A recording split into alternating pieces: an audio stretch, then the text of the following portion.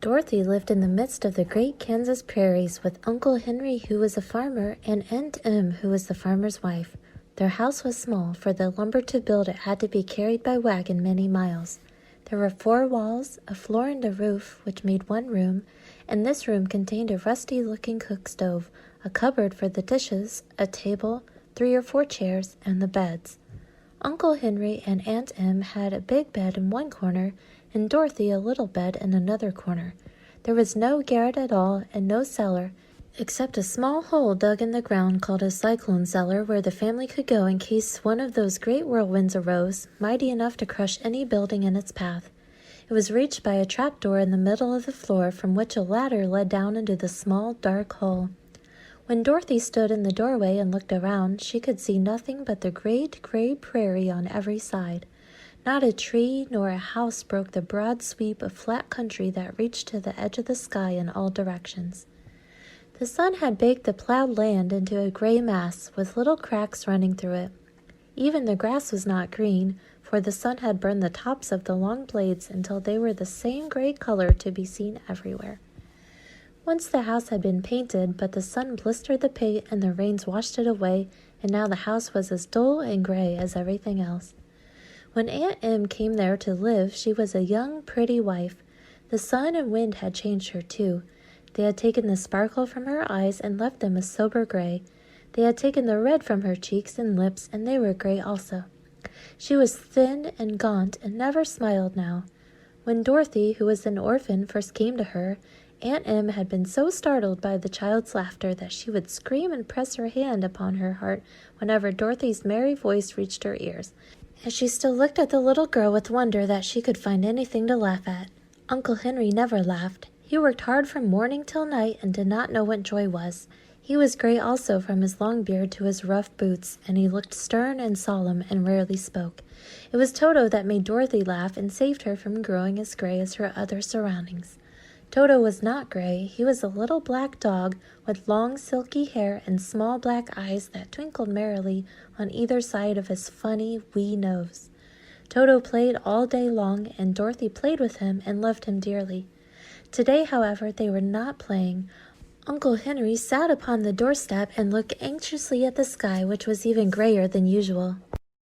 Dorothy stood in the door with Toto in her arms and looked at the sky too. Aunt Em was washing the dishes. From the far north they heard a low wail of the wind, and Uncle Henry and Dorothy could see where the long grass bowed in waves before the coming storm. There now came a sharp whistling in the air from the south, and as they turned their eyes that way, they saw ripples in the grass coming from that direction also. Suddenly Uncle Henry stood up. "There's a cyclone coming, Em," he called to his wife. "I'll go look after the stock." Then he ran toward the sheds where the cows and horses were kept. Aunt Em dropped her work and came to the door. One glance told her of the danger close at hand. "Quick, Dorothy," she screamed. "Run for the cellar." Toto jumped out of Dorothy's arms and hid under the bed, and the girl started to get him. Aunt Em, badly frightened, threw open the trapdoor in the floor and climbed down the ladder into the small, dark hole. Dorothy caught Toto at last and started to follow her aunt.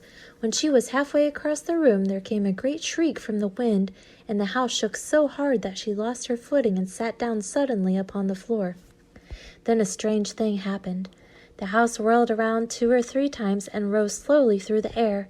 Dorothy felt as if she were going up in a balloon. The north and south winds met where the house stood and made it the exact center of the cyclone. In the middle of a cyclone, the air is generally still, but the great pressure of the wind on every side of the house raised it up higher and higher until it was at the very top of the cyclone, and there it remained and was carried miles and miles away as easily as you could carry a feather.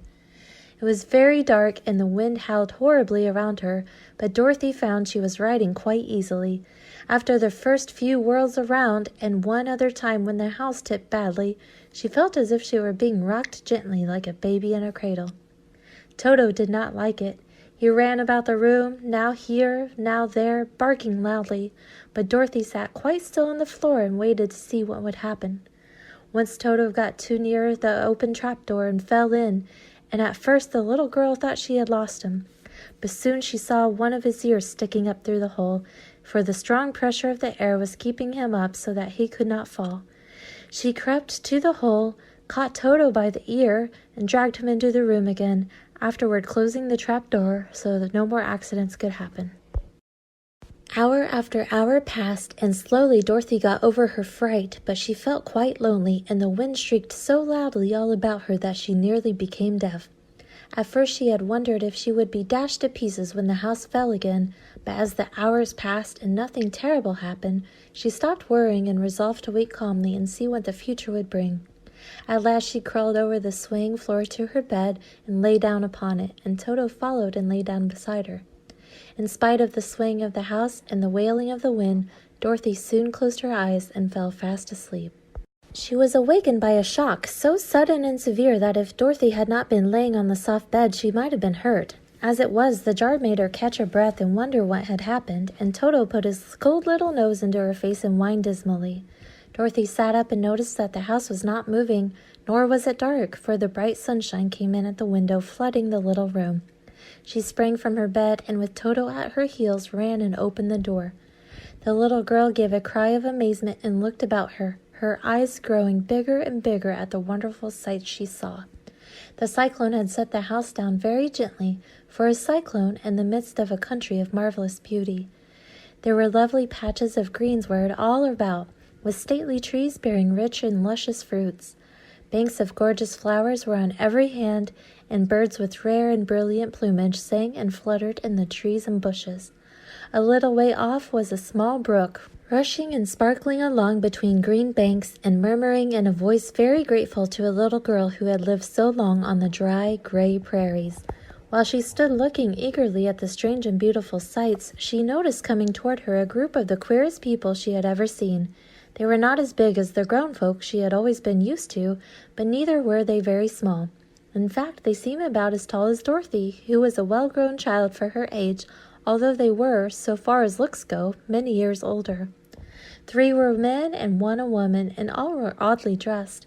They wore round hats that rose to a small point a foot above their heads, with little bells around the brims that tinkled sweetly as they moved. The hats of the men were blue, the little woman's hat was white, and she wore a white gown that hung in pleats from her shoulders. Over it were sprinkled little stars that glistened in the sun like diamonds. The men were dressed in blue, of the same shade as their hats, and wore well-polished boots with a deep roll of blue at the tops. The men, Dorothy thought, were about as old as Uncle Henry, for 2 of them had beards, but the little woman was doubtless much older. Her face was covered with wrinkles, her hair was nearly white, and she walked rather stiffly. When these people drew near the house where Dorothy was standing in the doorway, they paused and whispered among themselves, as if afraid to come farther. But the little old woman walked up to Dorothy, made a low bow, and said in a sweet voice, "You are welcome, most noble sorceress, to the land of the Munchkins. We are so grateful to you for having killed the wicked witch of the East and for setting our people free from bondage." Dorothy listened to this speech with wonder. What could the little woman possibly mean by calling her a sorceress and saying she had killed the wicked witch of the East? Dorothy was an innocent, harmless little girl who had been carried by a cyclone many miles from home, and she had never killed anything in all her life. But the little woman evidently expected her to answer, so Dorothy said with hesitation, "You are very kind, but there must be some mistake. I have not killed anything." "Your house did, anyway," replied the little old woman with a laugh, "and that is the same thing. See," she continued, pointing to the corner of the house, "there are her 2 feet still sticking out from under a block of wood." Dorothy looked and gave a little cry of fright. There indeed, just under the corner of the great beam the house rested on, 2 feet were sticking out, shod in silver shoes with pointed toes. "Oh dear, cried Dorothy, clasping her hands together in dismay. "The house must have fallen on her. Whatever shall we do?" "There is nothing to be done," said the little woman calmly. "But who was she?" asked Dorothy. "She was the wicked witch of the East, as I said," answered the little woman. "She has held all the Munchkins in bondage for many years, making them slave for her night and day. Now they are all set free and are grateful to you for the favor." "Who are the Munchkins?" inquired Dorothy. "They are the people who live in this land of the East where the wicked witch ruled." "Are you a Munchkin?" asked Dorothy. "No, but I am their friend, although I live in the land of the North. When they saw the witch of the East was dead, the Munchkins sent a swift messenger to me, and I came at once. I am the witch of the North." "Oh, gracious!" cried Dorothy. "Are you a real witch?" "Yes, indeed," answered the little woman. But I am a good witch, and the people love me. I am not as powerful as the wicked witch was who ruled here, or I should have set the people free myself. But I thought all witches were wicked, said the girl, who was half frightened at facing a real witch. Oh no, that is a great mistake. There were only 4 witches in all the land of Oz, and 2 of them, those who live in the north and the south, are good witches. I know this is true, for I am one of them myself and cannot be mistaken. Those who dwelt in the east and the west were indeed wicked witches, but now that you have killed one of them, there is but one wicked witch in all the land of Oz, the one who lives in the west. But, said Dorothy after a moment's thought, Aunt Em has told me that the witches were all dead years and years ago. Who is Aunt Em? Inquired the little old woman. She is my aunt who lives in Kansas, where I came from. The witch of the north seemed to think for a time, with her head bowed and her eyes upon the ground. Then she looked up and said, I do not know where Kansas is, for I have never heard that country mentioned before, but tell me, is it a civilized country? Oh, yes, replied Dorothy. Then that accounts for it. In the civilized countries, I believe there are no witches left, nor wizards, nor sorceresses, nor magicians. But you see, the land of Oz has never been civilized, for we are cut off from all the rest of the world. Therefore, we still have witches and wizards amongst us. Who are the wizards? Asked Dorothy. Oz himself is the great wizard, answered the witch, sinking her voice to a whisper. He is more powerful than all the rest of us together. He lives in the City of Emeralds. Dorothy was going to ask another question, but just then the Munchkins, who had been standing silently by, gave a loud shout and pointed to the corner of the house where the wicked witch had been lying. What is it? Asked the little old woman, and looked, and began to laugh. The feet of the dead witch had disappeared entirely, and nothing was left but the silver shoes. She was so old, explained the witch of the north, that she dried up quickly in the sun. That is the end of her, but the silver shoes are yours, and you shall have them to wear. She reached down and picked up the shoes, and after shaking the dust out of them, handed them to Dorothy. The witch of the east was proud of those silver shoes, said one of the Munchkins, and there is some charm connected with them. But what it is, we never knew. Dorothy carried the shoes into the house and placed them on the table. Then she came out again to the Munchkins and said, I am anxious to get back to my aunt and uncle, for I am sure they will worry about me. Can you help me find my way? The Munchkins and the witch first looked at one another, and then at Dorothy, and then shook their heads. At the east, not far from here, said one, there is a great desert, and none could live to cross it. It is the same at the south, said another, for I have been there and seen it. The south is the country of the Quadlings. I am told, said the third man, that it is the same as the west, and that country, where the Winkies live, is ruled by the wicked witch of the west, who would make you her slave if you passed her way. The north is my home, said the old lady, and at its edge is the same great desert that surrounds this land of Oz. I'm afraid, my dear, you will have to live with us. Dorothy began to sob at this, for she felt lonely among all these strange people. Her tears seemed to grieve the kind-hearted Munchkins, for they immediately took out their handkerchiefs and began to weep also. As for the little old woman, she took off her cap and balanced the point on the end of her nose while she counted 1, 2, 3 in a solemn voice. At once the cap changed to a slate on which was written in big white chalk marks, Let Dorothy go to the City of Emeralds. The little old woman took the slate from her nose, and having read the words on it, asked, Is your name Dorothy, my dear? Yes, answered the child, looking up and drying her tears. Then you must go to the City of Emeralds. Perhaps Oz will help you. Where's the city? Asked Dorothy. It is exactly in the center of the country, and is ruled by Oz, the great wizard I told you of. Is he a good man? Inquired the girl anxiously. He is a good wizard. Whether he is a man or not, I cannot tell, for I have never seen him. How can I get there? Asked Dorothy. You must walk. It is a long journey through a country that is sometimes pleasant and sometimes dark and terrible. However, I will use all the magic arts I know of to keep you from harm. Won't you go with me? Pleaded the girl, who had begun to look upon the little old woman as her only friend. No, I cannot do that, she replied, but I will give you my kiss, and no one will dare injure a person who has been kissed by the witch of the north. She came close to Dorothy and kissed her gently on the forehead. Where her lips touched the girl, they left a round, shining mark, as Dorothy found out soon after. The road to the City of Emeralds is paved with yellow bricks, said the witch, so you cannot miss it. When you get to Oz, do not be afraid of him, but tell your story and ask him to help you. Goodbye, my dear. The three munchkins bowed low to her and wished her a pleasant journey, after which they walked away through the trees. The witch gave Dorothy a friendly little nod, whirled around on her left heel 3 times, and straightway disappeared, much to the surprise of little Toto, who barked after her loudly enough when she had gone, because he had been afraid to even growl while she stood by. But Dorothy, knowing her to be a witch, had expected her to disappear in just that way and was not surprised in the least. When Dorothy was left alone, she began to feel hungry, so she went to the cupboard and cut herself some bread, which she spread with butter. She gave some to Toto, and taking a pail from the shelf, she carried it down to the little brook and filled it with clear, sparkling water. Toto ran over to the trees and began to bark at the bird sitting there. Dorothy went to get him and saw such delicious fruit hanging from the branches that she gathered some of it, finding it just what she wanted to help out her breakfast. Then she went back to the house, and having helped herself and Toto to a good drink of the cool, clear water, she set about making ready for the journey to the City of Emeralds. Dorothy had only one other dress, but that happened to be clean and was hanging on a peg beside her bed. It was gingham with checks of white and blue, and although the blue was somewhat faded with many washings, it was still a pretty frock. The girl washed herself carefully, dressed herself in the clean gingham, and tied her pink sunbonnet on her head. She took a little basket and filled it with bread from the cupboard, laying a white cloth over the top. Then she looked down at her feet and noticed how old and worn her shoes were. "They surely will never do for a long journey, Toto," she said, and Toto looked up into her face with his little black eyes and wagged his tail to show he knew what she meant.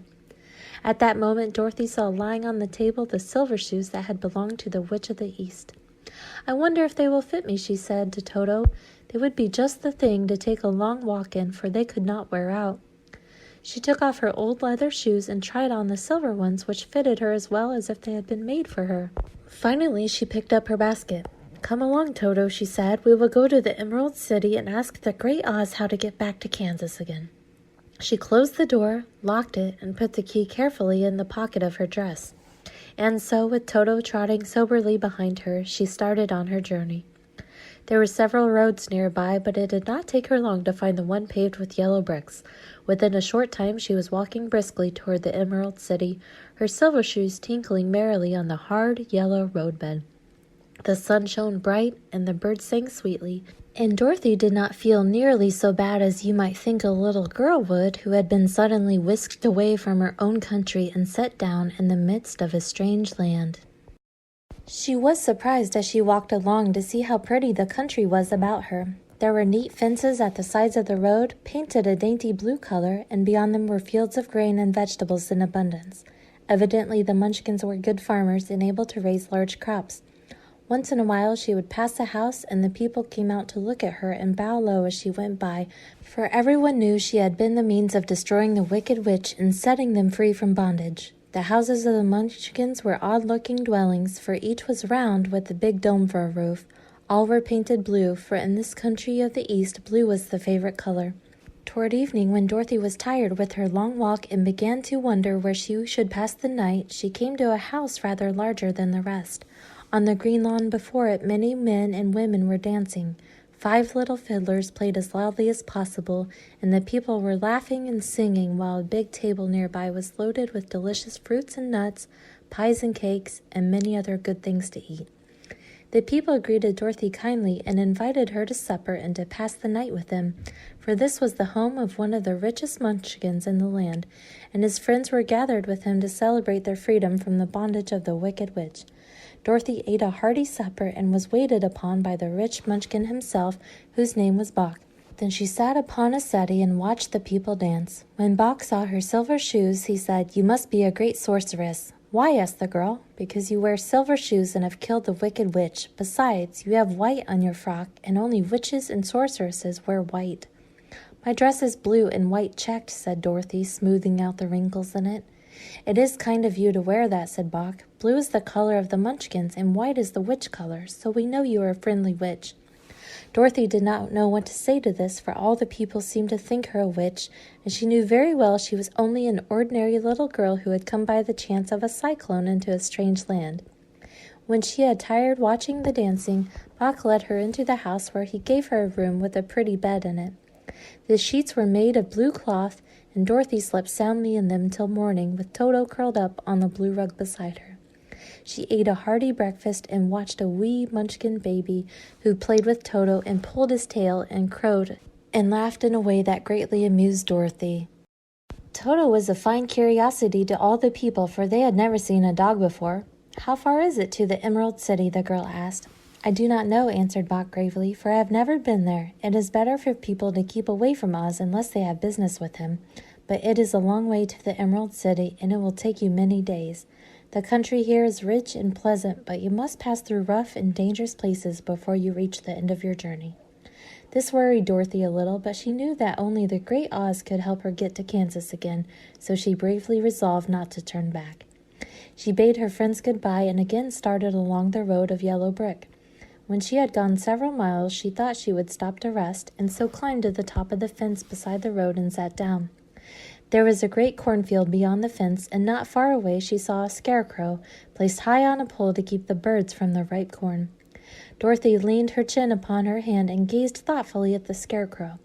Its head was a small sack stuffed with straw, with eyes, nose, and mouth painted on it to represent a face. An old, pointed blue hat that had belonged to some Munchkin was perched on its head, and the rest of the figure was a blue suit of clothes, worn and faded, which had also been stuffed with straw.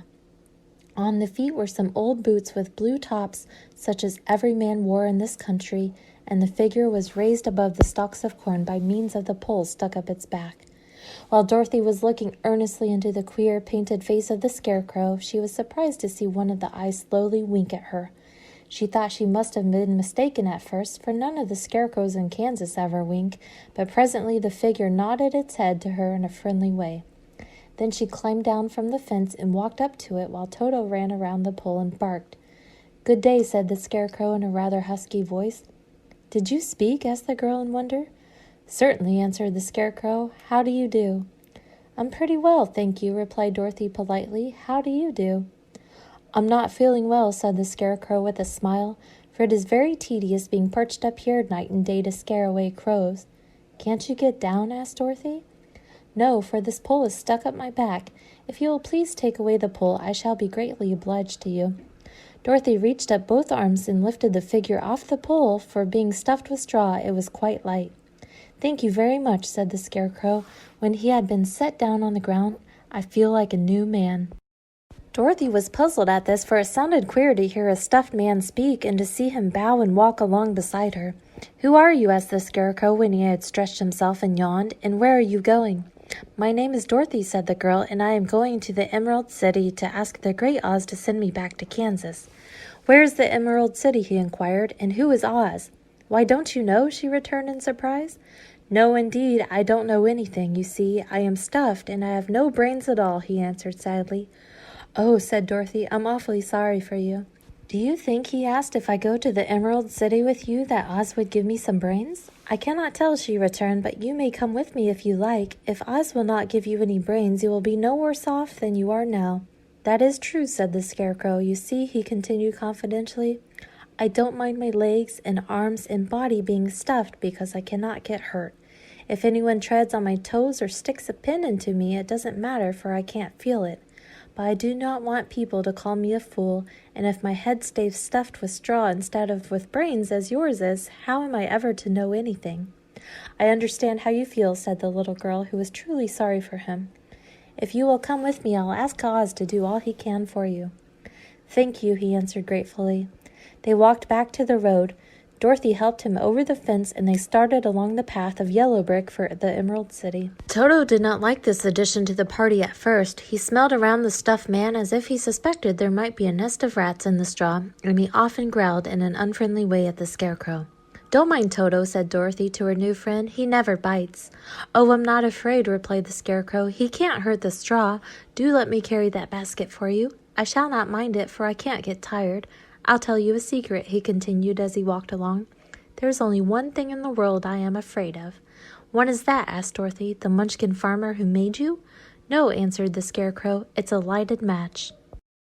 After a few hours the road began to be rough, and the walking grew so difficult that the scarecrow often stumbled over the yellow bricks. which were here very uneven. Sometimes, indeed, they were broken or missing altogether, leaving holes that Toto jumped across and Dorothy walked around. As for the Scarecrow, having no brains, he walked straight ahead and so stepped into the holes and fell at full length on the hard bricks. It never hurt him, however, and Dorothy would pick him up and set him upon his feet again, while he joined her in laughing merrily at his own mishap. The farms were not nearly so well cared for here as they were farther back. There were fewer houses and fewer fruit trees, and the further they went, the more dismal and lonesome the country became. At noon they sat down by the roadside near a little brook, and Dorothy opened her basket and got out some bread. She offered a piece to the Scarecrow, but he refused. "I am never hungry," he said, "and it is a lucky thing I am not, for my mouth is only painted, and if I should cut a hole in it so I could eat, the straw I am stuffed with would come out, and that would spoil the shape of my head." Dorothy saw at once that this was true, so she only nodded and went on eating her bread. "Tell me something about yourself and the country you came from," said the Scarecrow, when she had finished her dinner. So she told him all about Kansas and how gray everything was there, and how the cyclone had carried her to this queer land of Oz.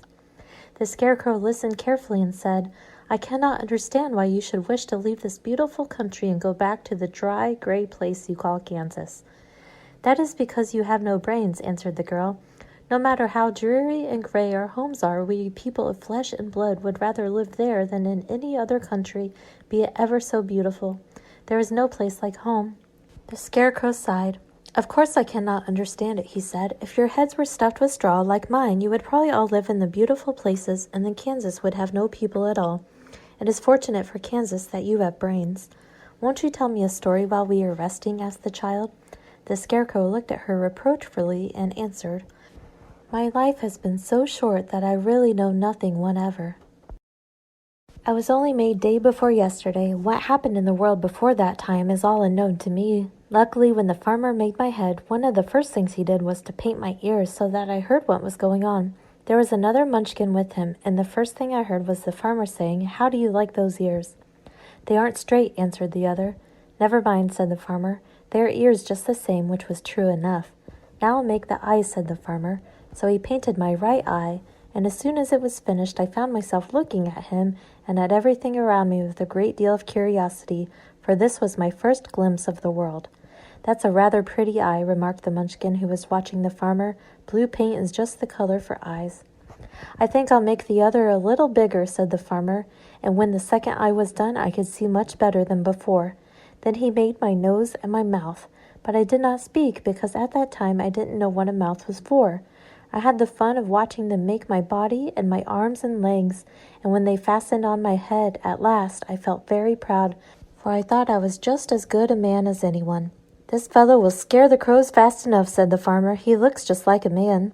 "Why, he is a man," said the other, and I quite agreed with him. The farmer carried me under his arm to the cornfield and set me up on a tall stick where he found me. He and his friends soon walked away and left me alone. I did not like to be deserted this way, so I tried to walk after them, but my feet would not touch the ground, and I was forced to stay on that pole. It was a lonely life to lead, for I had nothing to think of, having been made such a little while before. Many crows and other birds flew into the cornfield, but as soon as they saw me they flew away again, thinking I was a munchkin, and this pleased me and made me feel that I was quite an important person.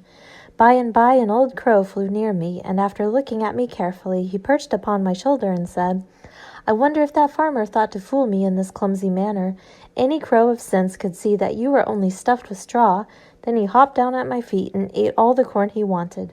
The other birds, seeing that he was not harmed by me, came to eat the corn too, so in a short time there was a great flock of them about me.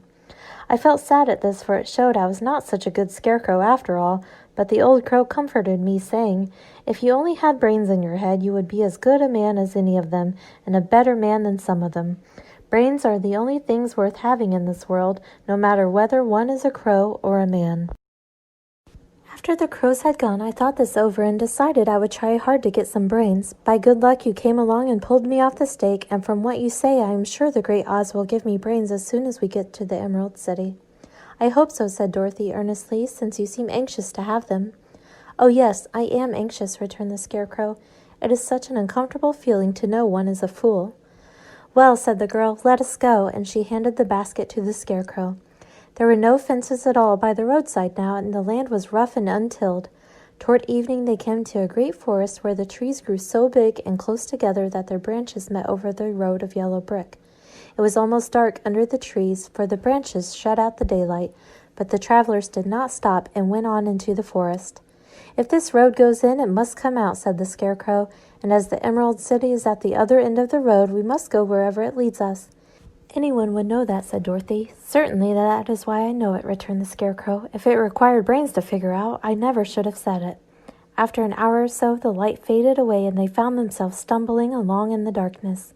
Dorothy could not see at all, but Toto could, for some dogs see very well in the dark, and the Scarecrow declared he could see as well as by day.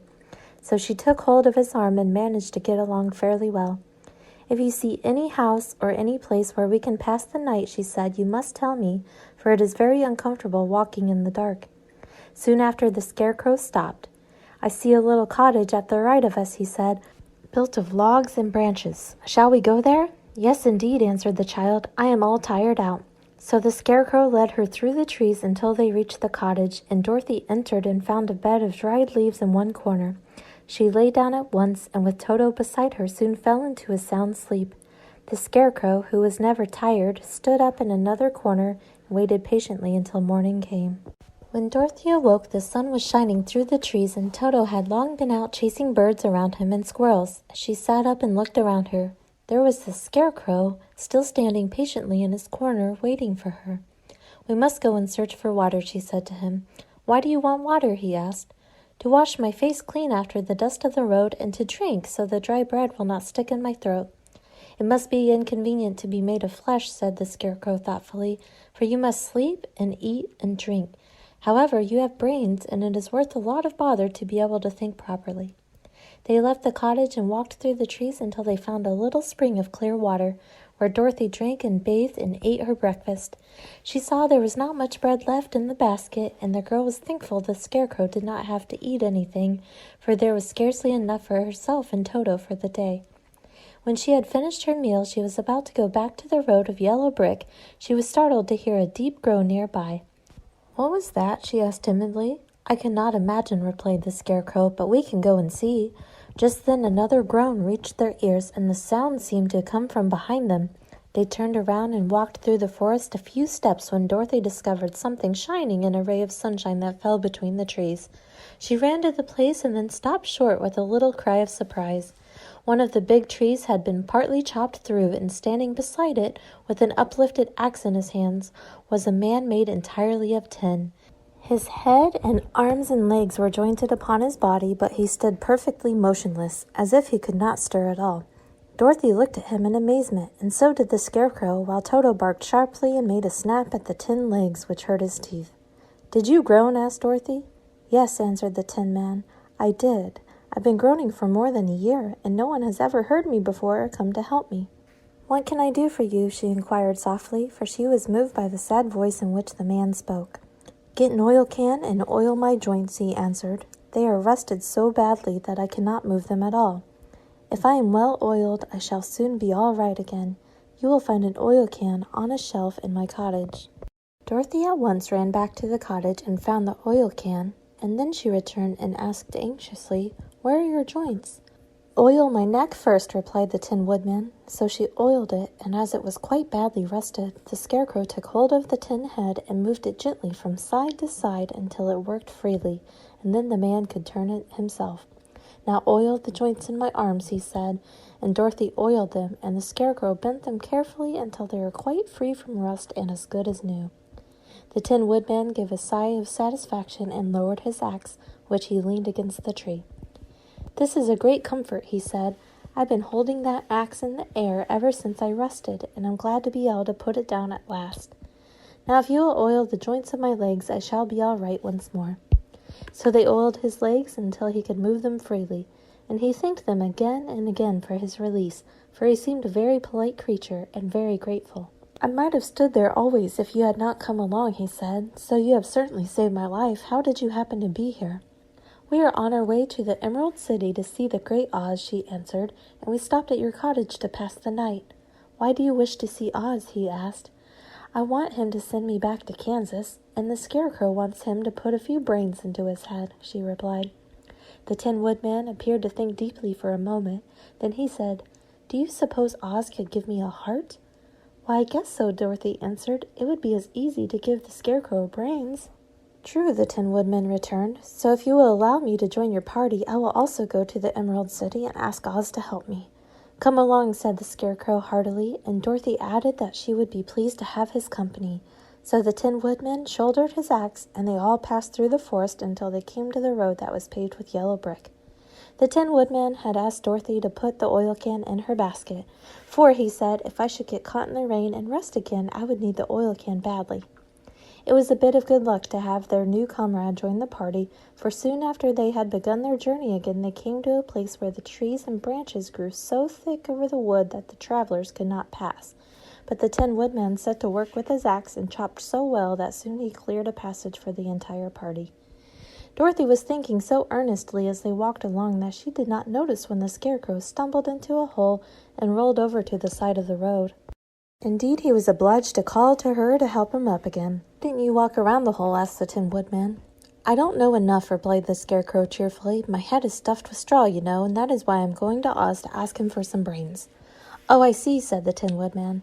"But after all, brains are not the best things in the world." "Have you any?" inquired the Scarecrow. "No, my head is quite empty," answered the Woodman. "But once I had brains and a heart also.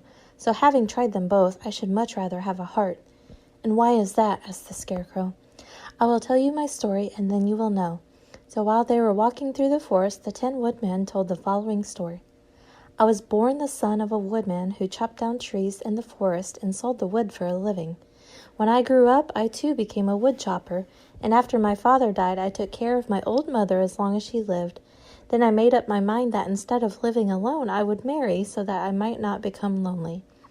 There was one of the Munchkin girls who was so beautiful that I soon grew to love her with all my heart. She, on her part, promised to marry me as soon as I could earn enough money to build a better house for her, so I set to work harder than ever.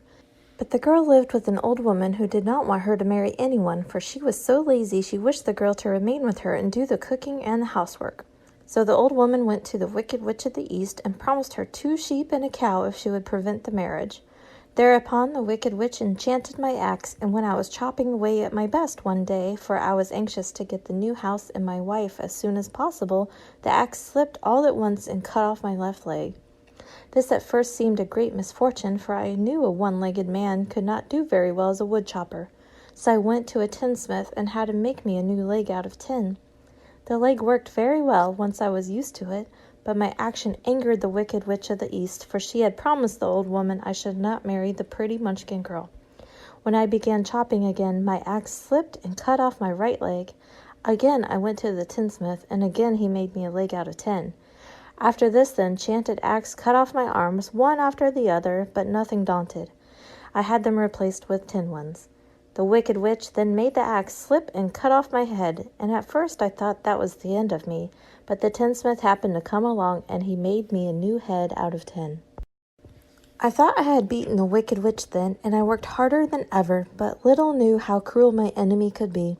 She thought of a new way to kill my love for the beautiful Munchkin maiden, and made my axe slip again so that it cut right through my body, splitting me into 2 halves.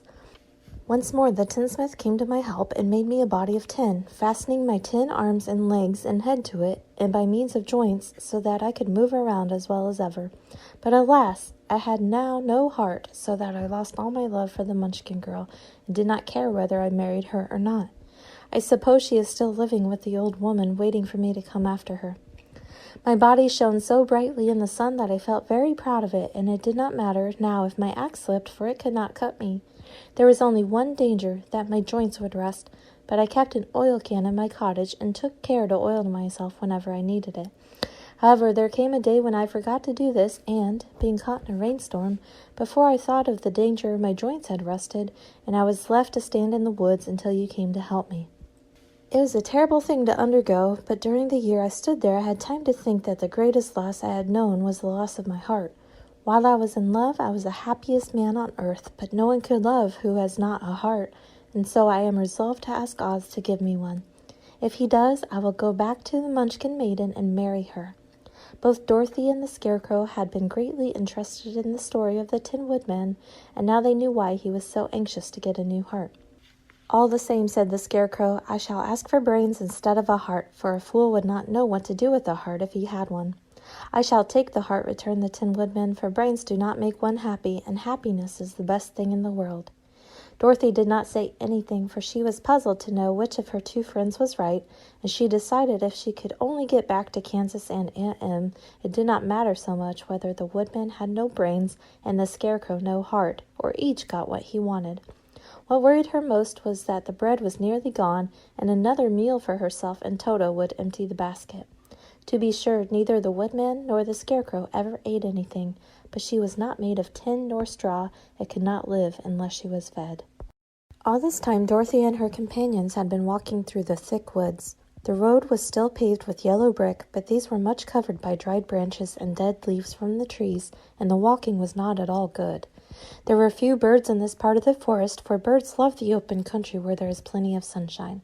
But now and then there came a deep growl from some wild animal hidden among the trees. These sounds made the little girl's heart beat fast, for she did not know what made them, but Toto knew, and he walked close to Dorothy's side and did not even bark in return. "How long will it be," the child asked of the Tin Woodman, "before we are out of the forest?"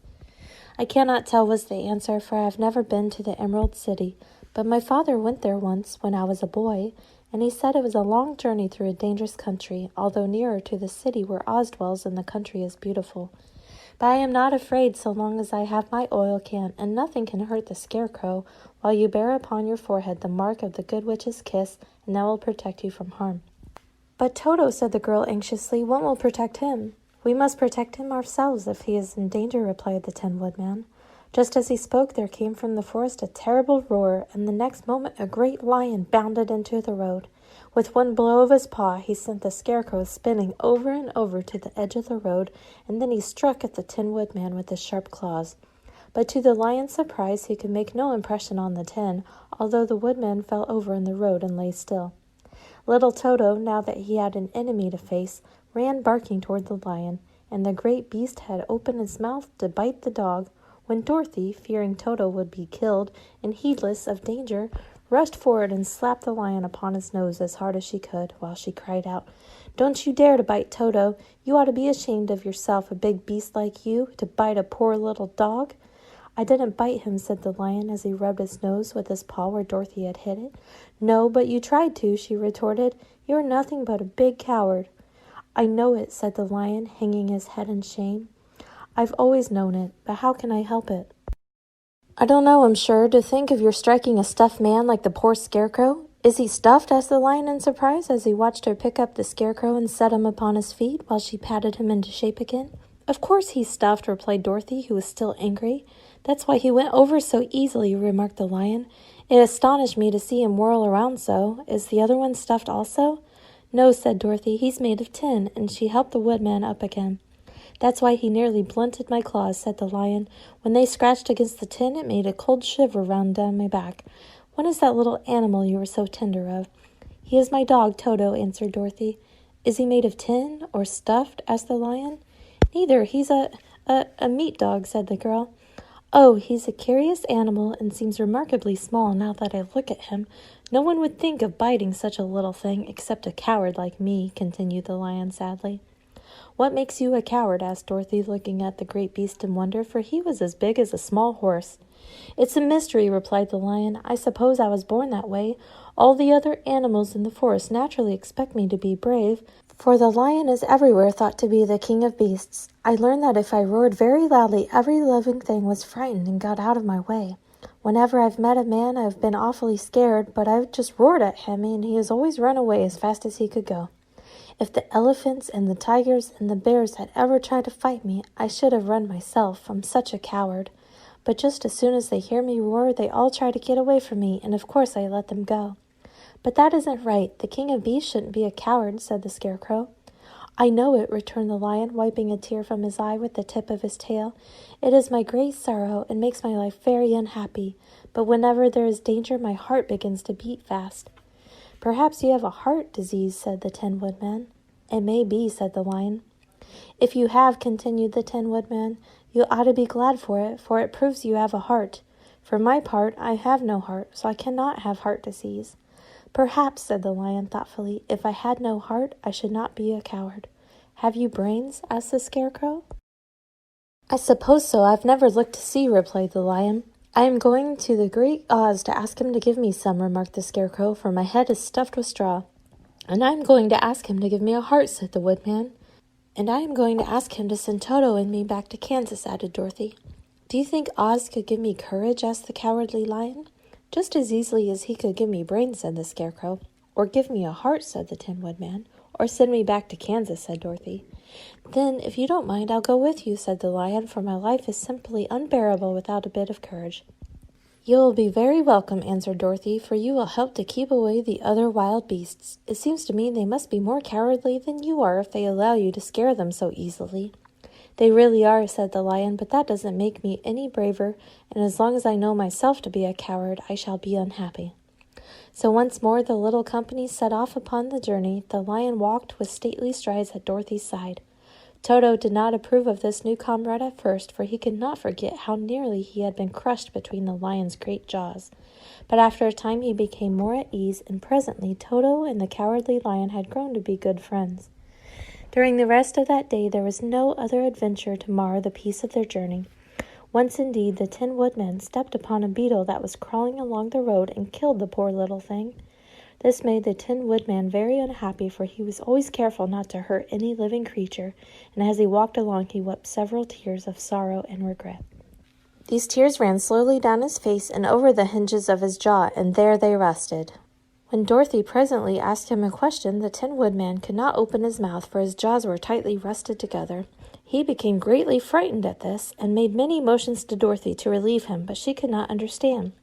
The Lion was also puzzled to know what was wrong, but the Scarecrow seized the oil can from Dorothy's basket and oiled the Woodman's jaws, so that after a few moments he could talk as well as before. "This will serve me a lesson," said he, "to look where I step.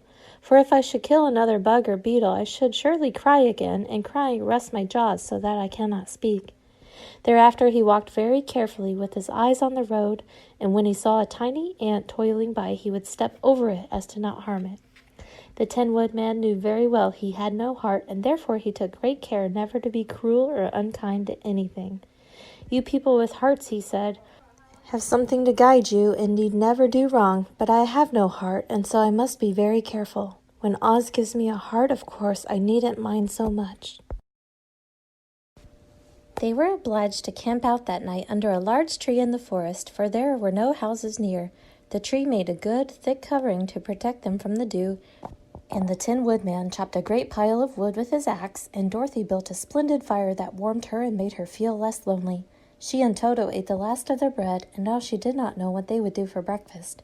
"If you wish," said the Lion, "I will go into the forest and kill a deer for you.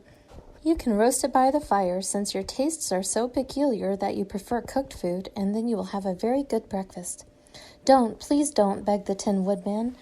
"I should certainly weep if you killed a poor deer, and then my jaws would rust again." But the Lion went away into the forest and found his own supper, and no one ever knew what it was, for he didn't mention it. And the Scarecrow found a full tree of nuts and filled Dorothy's basket with them, so that she would not be hungry for a long time. She thought this was very kind and thoughtful of the Scarecrow, but she laughed heartily at the awkward way in which the poor creature picked up the nuts. His padded hands were so clumsy, and the nuts were so small that he dropped almost as many as he put in the basket.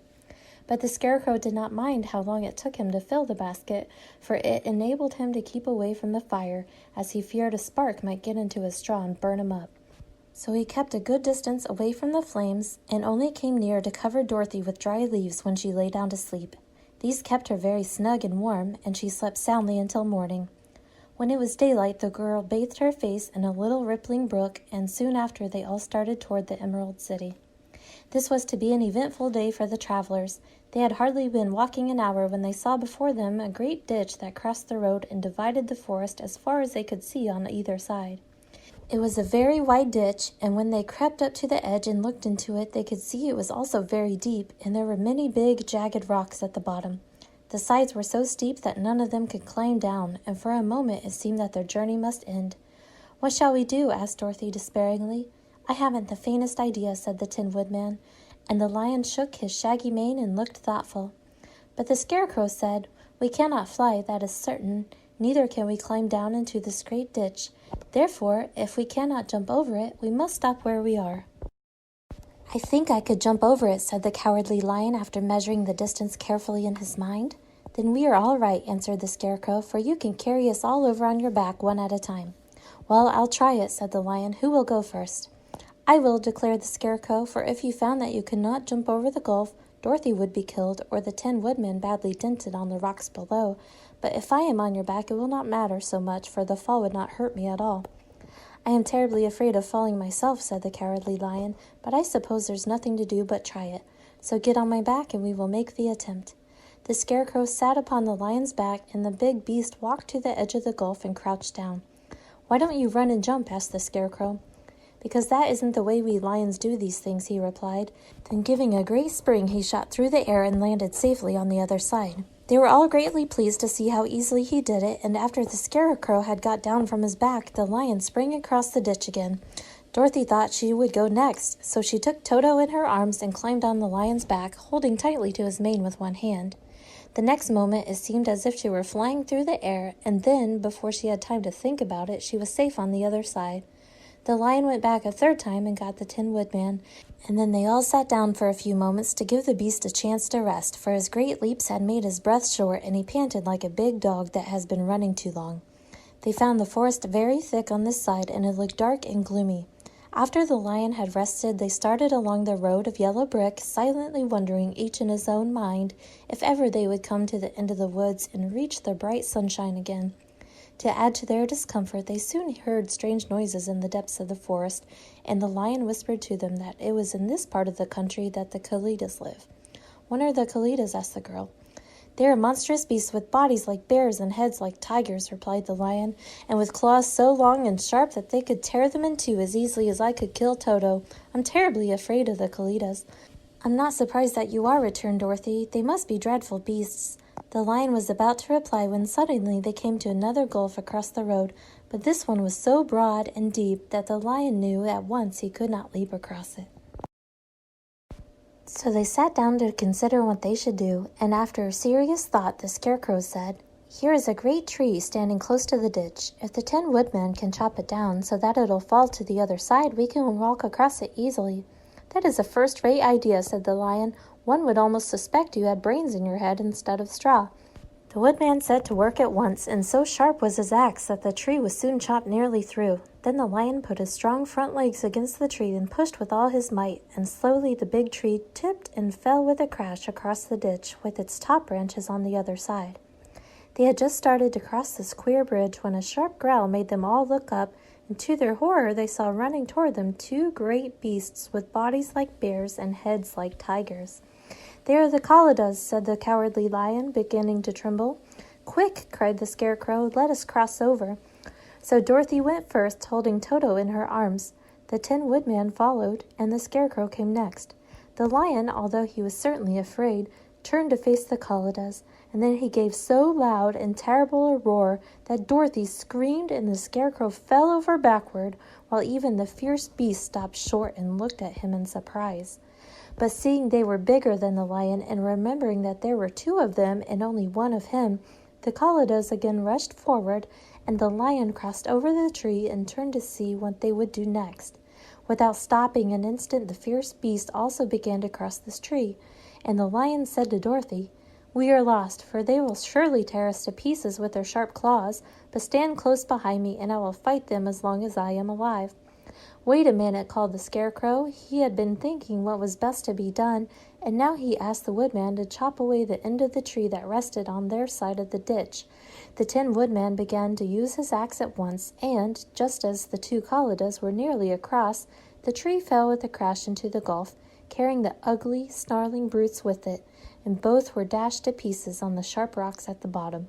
"Well," said the Cowardly Lion, drawing a long breath of relief, "I see we are going to live a little while longer, and I am glad of it, for it must be a very uncomfortable thing not to be alive. Those creatures frightened me so badly that my heart is beating yet." "Ah," said the Tin Woodman sadly, "I wish I had a heart to beat." This adventure made the travelers more anxious than ever to get out of the forest, and they walked so fast that Dorothy became tired and had to ride on the Lion's back. To their great joy, the trees became thinner the further they advanced, and in the afternoon they suddenly came upon a broad river flowing swiftly just before them. On the other side of the water they could see the road of yellow brick running through a beautiful country, with green meadows dotted with bright flowers and all the road bordered with trees hanging full of delicious fruits. They were greatly pleased to see this delightful country before them. "How shall we cross the river?" asked Dorothy. "That is easily done," replied Scarecrow. "The Tin Woodman must build us a raft so we can float to the other side." So the Woodman took his axe and began to chop down small trees to make a raft, and while he was busy at this, the Scarecrow found on the river bank a tree full of fine fruit. This pleased Dorothy, who had eaten nothing but nuts all day, and she made a hearty meal of the ripe fruit. But it takes time to make a raft, even when one is as industrious and untiring as the Tin Woodman, and when night came the work was not done. So they found a cozy place under the trees where they slept well until the morning, and Dorothy dreamed of the Emerald City and of the good Wizard Oz, who would soon send her back to her home again. Our little party of travelers awakened the next morning refreshed and full of hope, and Dorothy breakfasted like a princess off peaches and plums from the trees beside the river. Behind them was the dark forest they had passed safely through, although they had suffered many discouragements. But before them was a lovely, sunny country that seemed to beckon them on to the Emerald City. To be sure, the broad river now cut them off from this beautiful land, but the raft was nearly done, and after the Tin Woodman had cut a few more logs and fastened them together with wood and pins, they were ready to start. Dorothy sat down in the middle of the raft and held Toto in her arms. When the Cowardly Lion stepped upon the raft, it tipped badly, for he was big and heavy, but the Scarecrow and the Tin Woodman stood upon the other end to steady it, and they had long poles in their hands to push the raft through the water. They got along quite well at first, but when they reached the middle of the river, the swift current swept the raft downstream, further and further away from the road of yellow brick, and the water grew so deep that the long poles would not touch the bottom. "This is bad," said the Tin Woodman, "for if we cannot get to the land, we shall be carried into the country of the Wicked Witch of the West, and she will enchant us and make us her slaves."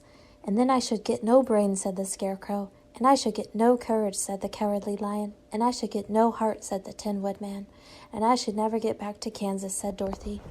"We must certainly get to the Emerald City if we can," the Scarecrow continued, and he pushed so hard on his long pole that it stuck fast in the mud at the bottom of the river.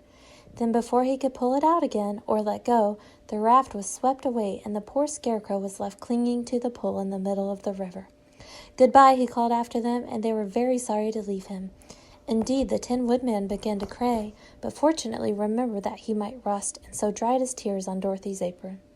Of course this was a bad thing for the Scarecrow. "I am now worse off than when I first met Dorothy," he thought. "Then I was stuck on a pole in a cornfield where I could make believe scare the crows at any rate, but surely there is no use for a crow stuck on a pole in the middle of a river. I'm afraid I shall never have any brains after all." Down the stream the raft floated, and the poor Scarecrow was left far behind. Then the Lion said, "Something must be done to save us. I think I can swim to the shore and pull the raft after me, if you will only hold fast to the tip of my tail." So he sprang into the water, and the Tin Woodman caught fast hold of his tail. Then the Lion began to swim with all his might toward the shore. It was hard work, although he was so big, but by and by they were drawn out of the current, and then Dorothy took the Tin Woodman's long pole and helped push the raft to the land. They were all tired out when they reached the shore at last and stepped off upon the pretty green grass, and they also knew that the stream had carried them a long way past the road of yellow brick that led to the Emerald City. "What shall we do now?" asked the Tin Woodman as the Lion lay down on the grass to let the sun dry him. "We must get back to the road in some way," said Dorothy. "The best plan will be to walk along the river bank until we come to the road again," remarked the Lion. So when they were rested, Dorothy picked up her basket, and they started along the grassy bank to the road from which the river had carried them. It was a lovely country, with plenty of flowers and fruit trees and sunshine to cheer them, and had they not felt so sorry for the poor Scarecrow, they could have been very happy. They walked along as fast as they could, Dorothy only stopping once to pick a beautiful flower, and after a time the Tin Woodman cried out, "Look!" Then they all looked at the river and saw the Scarecrow perched upon his pole in the middle of the water, looking very lonely and sad. "What can we do to save him?" asked Dorothy. The Lion and the Woodman both shook their heads, for they did not know. So they sat down upon the bank and gazed wistfully at the Scarecrow until a stork flew by, who, upon seeing them, stopped to rest at the water's edge. "Who are you, and where are you going?" asked the stork. "I am Dorothy," answered the girl, "and these are my friends, the Tin Woodman and the Cowardly Lion, and we are going to the Emerald City." "This isn't the road," said the stork, as she twisted her long neck and looked sharply at the queer party. "I know it," returned Dorothy, "but we have lost the Scarecrow and are wondering how we shall get him again." "Where is he?" asked the stork. "Over there in the river," answered the little girl. "If he wasn't so big and heavy, I would get him for you," remarked the stork. "He isn't heavy a bit," said Dorothy eagerly, "for he is stuffed with straw, and if you will bring him back to us, we shall thank you ever and ever so much." "Well, I'll try," said the stork, "but if I find he is too heavy to carry, I shall have to drop him in the river again." So the big bird flew into the air and over the water till she came to where the Scarecrow was perched upon his pole. Then the stork with her great claws grabbed the Scarecrow by the arm and carried him up into the air and back to the bank where Dorothy and the Lion and the Tin Woodman and Toto were sitting. When the Scarecrow found himself among his friends again, he was so happy that he hugged them all, even the Lion and Toto. As they walked along, he sang "Tolderido." At every step, he felt so gay. "I was afraid I should have to stay in the river forever," he said, "but the kind stork saved me, and if I ever get any brains, I shall find the stork again and do her some kindness in return." "That's all right," said the stork, who was flying along beside them. "I always like to help anyone in trouble, but I must go now, for my babies are waiting in the nest for me. I hope you will find the Emerald City and that Oz will help you." "Thank you," replied Dorothy, and then the kind stork flew into the air and was soon out of sight. They walked along listening to the singing of the brightly colored birds and looking at the lovely flowers, which now became so thick that the ground was carpeted with them. There were big yellow and white and blue and purple blossoms, besides great clusters of scarlet poppies, which were so brilliant in color they almost dazzled Dorothy's eyes. "Aren't they beautiful?" the girl asked as she breathed in the spicy scent of the bright flowers. "I suppose so," answered the Scarecrow. "When I have brains, I shall probably like them better." "If I only had a heart, I should love them," added the Tin Woodman. "I always did like flowers," said the Lion. "They seem so helpless and frail, but there are none in the forest so bright as these." They now came upon more and more of the big scarlet poppies and fewer of the other flowers, and soon they found themselves in the midst of a great meadow of poppies. Now it is well known that when there are many of these flowers together, their odor is so powerful that anyone who breathes it falls asleep, and if the sleeper is not carried away from the scent of the flowers, he sleeps on forever. But Dorothy did not know this, nor could she get away from the bright red flowers that were everywhere about, so presently her eyes grew very heavy, and she felt she must sit down to rest and to sleep, but the Tin Woodman would not let her do this. "We must hurry and get back to the road of yellow brick before dark," he said, and the Scarecrow agreed with him. So they kept walking until Dorothy could stand no longer. Her eyes closed in spite of herself, and she forgot where she was and fell among the poppies fast asleep. "What shall we do?" asked the Tin Woodman. "If we leave her here, she will die," said the Lion. "The smell of the flowers is killing us all. I myself can scarcely keep my eyes open, and the dog is asleep already." It was true, Toto had fallen down beside his little mistress, but the Scarecrow and the Tin Woodman, not being made of flesh, were not troubled by the scent of the flowers. "Run fast," said the Scarecrow to the Lion, "and get out of this deadly flower bed as soon as you can. We will bring the little girl with us, but if you should fall asleep, you are too big to be carried." So the Lion aroused himself and bounded forward as fast as he could go. In a moment he was out of sight. "Let us make a chair with our hands and carry her," said the Scarecrow. So they picked up Toto and put the dog in Dorothy's lap, and then they made a chair with their hands for the seat and their arms for the arms, and carried the sleeping girl between them through the flowers. On and on they walked, and it seemed that the great carpet of deadly flowers that surrounded them would never end. They followed the bend of the river, and at last came upon their friend the Lion, lying fast asleep among the poppies. The flowers had been too strong for the huge beast, and he had given up at last, and fallen only a short distance from the end of the poppy bed, where the sweet grass spread in beautiful green fields before them. "We can do nothing for him," said the Tin Woodman sadly, "for he is much too heavy to lift. We must leave him here to sleep on forever, and perhaps he will dream that he has found courage at last." "I'm sorry," said the Scarecrow. "The Lion was a very good comrade for one so cowardly, but let us go on." They carried the sleeping girl to a pretty spot beside the river, far enough from the poppy field to prevent her breathing any more of the poison of the flowers, and here they laid her gently on the soft grass and waited for the fresh breeze to waken her. "We cannot be far from the road of yellow brick now," remarked the Scarecrow as he stood beside the girl, "for we have come nearly as far as the river carried us away." The Tin Woodman was about to reply when he heard a low growl, and turning his head, which worked beautifully on hinges, he saw a strange beast come bounding over the grass toward them. It was indeed a great yellow wildcat, and the Woodman thought it must be chasing something, for its ears were lying close to its head, and its mouth was wide open, showing 2 rows of ugly teeth, while its red eyes glowed like balls of fire. As it came nearer, the Tin Woodman saw that running before the beast was a little gray field mouse, and although he had no heart, he knew it was wrong for the wildcat to try to kill such a pretty, harmless creature.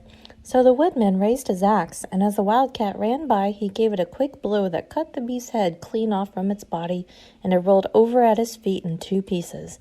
The field mouse, now that it was freed from its enemy, stopped short, and coming slowly up to the Woodman, it said in a squeaky little voice, "Oh, thank you ever so much for saving my life." "Don't speak of it, I beg you," replied the Woodman. "I have no heart, you know, so I am careful to help all those who may need a friend, even if it happens to be only a mouse." "Only a mouse!" cried the little animal indignantly. "Why, I am a queen, the queen of all the field mice." "Oh, indeed," said the Woodman, making a bow. "Therefore you have done a great deed as well as a brave one in saving my life," added the Queen. At that moment several mice were seen running up as fast as their little legs could carry them, and when they saw their Queen they exclaimed, "Oh, your Majesty, we thought you would be killed. How did you manage to escape the great wildcat?" They all bowed so low to the little Queen that they almost stood upon their heads. "This funny Tin Man," she answered, "killed the wildcat and saved my life. So hereafter you must all serve him and obey his slightest wish." "We will," cried all the mice in a shrill chorus, and then they scampered in all directions, for Toto had awakened from his sleep, and seeing all these mice around him, he gave one bark of delight and jumped right into the middle of the group. Toto had always loved to chase mice when he lived in Kansas, and he saw no harm in it. But the Tin Woodman caught the dog in his arms and held him tight, while he called to the mice, come back, Toto shall not hurt you." At this, the Queen of the Mice stuck her head out from underneath a clump of grass and asked in a timid voice, "Are you sure he will not bite us?" "I will not let him," said the Woodman, "so do not be afraid." One by one the mice came creeping back, and Toto did not bark again, although he tried to get out of the Woodman's arms and would have bitten him had he not known very well he was made of tin. Finally, one of the biggest mice spoke. "Is there anything we can do," it asked, "to repay you for saving the life of our Queen?" "Nothing that I know of," answered the Woodman, but the Scarecrow, who had been trying to think but could not because his head was stuffed with straw, said quickly, "Oh yes, you can save our friend, the Cowardly Lion, who is asleep in the poppy bed." "A lion!" cried the little Queen. "Why, he would eat us all up." "Oh no," declared the Scarecrow, "this lion is a coward." "Really?" asked the Mouse. "He says so himself," answered the Scarecrow, "and he would never hurt anyone who is our friend. If you will help us to save him, I promise that he shall treat you all with kindness." "Very well," said the Queen, "we trust you, but what shall we do?" "Are there many of these mice which call you Queen and are willing to obey you?" "Oh yes, there are thousands," she replied. "Then send for them all to come here as soon as possible, and let each one bring a long piece of string." The Queen turned to the mice that attended her and told them to go at once and get all her people. As soon as they heard her orders, they ran away in every direction as fast as possible. "Now," said the Scarecrow to the Tin Man, "you must go to those trees by the riverside and make a truck that will carry the lion." So the Woodman went at once to the trees and began to work, and he soon made a truck out of all the limbs of trees, from which he chopped away all the leaves and branches. He fastened it together with wooden pegs and made the 4 wheels out of short pieces of a big tree trunk. So fast and so well did he work that by the time the mice began to arrive, the truck was all ready for them. They came from all directions, and there were thousands of them, big mice and little mice and middle-sized mice, and each one brought a piece of string in his mouth. It was about this time that Dorothy woke from her long sleep and opened her eyes. She was greatly astonished to find herself lying upon the grass, with thousands of mice standing around and looking at her timidly. But the Scarecrow told her about everything, and turning to the dignified little mouse, he said, "Permit me to introduce you to Her Majesty the Queen." Dorothy nodded gravely, and the Queen made a curtsy, after which she became quite friendly with the little girl. The Scarecrow and the Woodman now began to fasten the mice to the truck using the strings they had brought. One end of a string was tied around the neck of each mouse and the other end to the truck. Of course, the truck was 1,000 times bigger than any of the mice who were to draw it, but when all the mice had been harnessed, they were able to pull it quite easily. Even the Scarecrow and the Tin Woodman could sit on it, and were drawn swiftly by their queer little horses to the place where the lion lay asleep. After a great deal of hard work, for the lion was heavy, they managed to get him up on the truck. Then the Queen hurriedly gave her people the order to start, for she feared if the mice stayed among the poppies too long, they also would fall asleep. At first the little creatures, many though they were, could hardly stir the heavily loaded truck, but the Woodman and the Scarecrow both pushed from behind, and they got along better.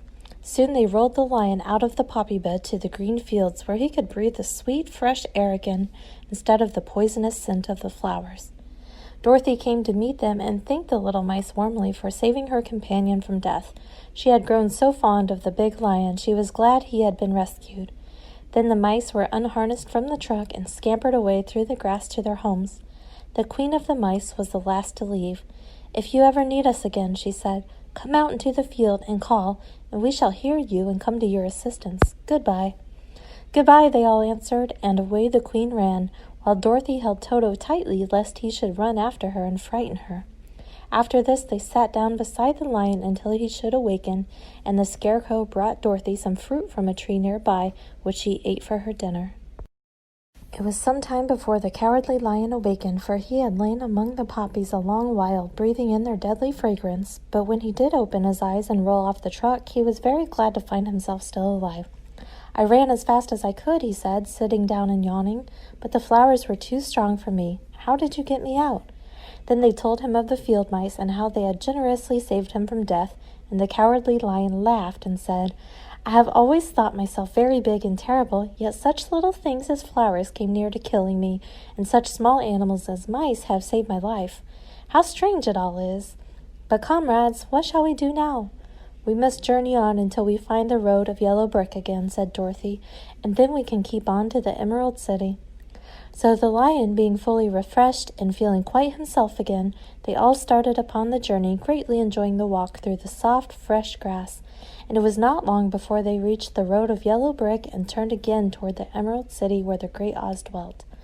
The road was smooth and well paved now, and the country about was beautiful, so that the travelers rejoiced in leaving the forest far behind, and with it the many dangers they had met in its gloomy shades. Once more they could see fences built beside the road, but these were painted green, and when they came to a small house in which a farmer evidently lived, that also was painted green. They passed by several of these houses during the afternoon, and sometimes people came to the doors and looked at them as if they would like to ask questions, but no one came near them nor spoke to them because of the great lion, of which they were very much afraid. The people were all dressed in clothing of a lovely emerald green color and wore peaked hats like those of the Munchkins. "This must be the land of Oz," said Dorothy, "and we are surely getting near the Emerald City." "Yes," answered the Scarecrow, "everything is green here, while in the country of the Munchkins blue was the favorite color. But the people do not seem to be as friendly as the Munchkins, and I'm afraid we shall be unable to find a place to pass the night." "I should like something to eat besides fruit," said the girl, "and I'm sure Toto is nearly starved. Let us stop at the next house and talk to the people." So when they came to a good-sized farmhouse, Dorothy walked boldly up to the door and knocked. A woman opened it just far enough to look out and said, "What do you want, child, and why is that great lion with you?" "We wish to pass the night with you if you will allow us," answered Dorothy, "and the lion is my friend and comrade and would not hurt you for the world." "Is he tame?" asked the woman, opening the door a little wider. "Oh, yes," said the girl, "and he is a great coward, too. He will be more afraid of you than you are of him." "Well," said the woman, after thinking it over and taking another peep at the lion, "if that is the case, you may come in, and I will give you some supper and a place to sleep." So they all entered the house, where there were, besides the woman, 2 children and a man. The man had hurt his leg and was lying on the couch in a corner. They seemed greatly surprised to see so strange a company, and while the woman was busy laying the table, the man asked, "Where are you all going?" "To the Emerald City," said Dorothy, "to see the great Oz." "Oh, indeed!" exclaimed the man. "Are you sure that Oz will see you?" "Why not?" she replied. "Why, it is said that he never lets anyone come into his presence. I have been to the Emerald City many times, and it is a beautiful and wonderful place, but I have never been permitted to see the great Oz, nor do I know of any living person who has seen him." "Does he never go out?" asked the Scarecrow.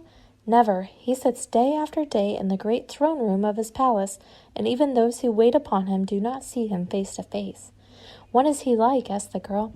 "That is hard to tell," said the man thoughtfully. "You see, Oz is a great wizard and can take on any form he wishes, so that some say he looks like a bird, and some say he looks like an elephant, and some say he looks like a cat. To others he appears as a beautiful fairy or a brownie or in any other form that pleases him. But who the real Oz is when he is in his own form, no living person can tell." "That is very strange," said Dorothy, "but we must try in some way to see him, or we shall have made our journey for nothing." "Why do you wish to see the terrible Oz?" asked the man. "I want him to give me some brains," said the Scarecrow eagerly. "Oh, Oz could do that easily enough," declared the man. "He has more brains than he needs." "And I want him to give me a heart," said the Tin Woodman. "That will not trouble him," continued the man, "for Oz has a large collection of hearts of all shapes and sizes." "And I want him to give me courage," said the Cowardly Lion. "Oz keeps a great pot of courage in his throne room," said the man, "which he has covered with a golden plate to keep it from running over. He will be glad to give you some."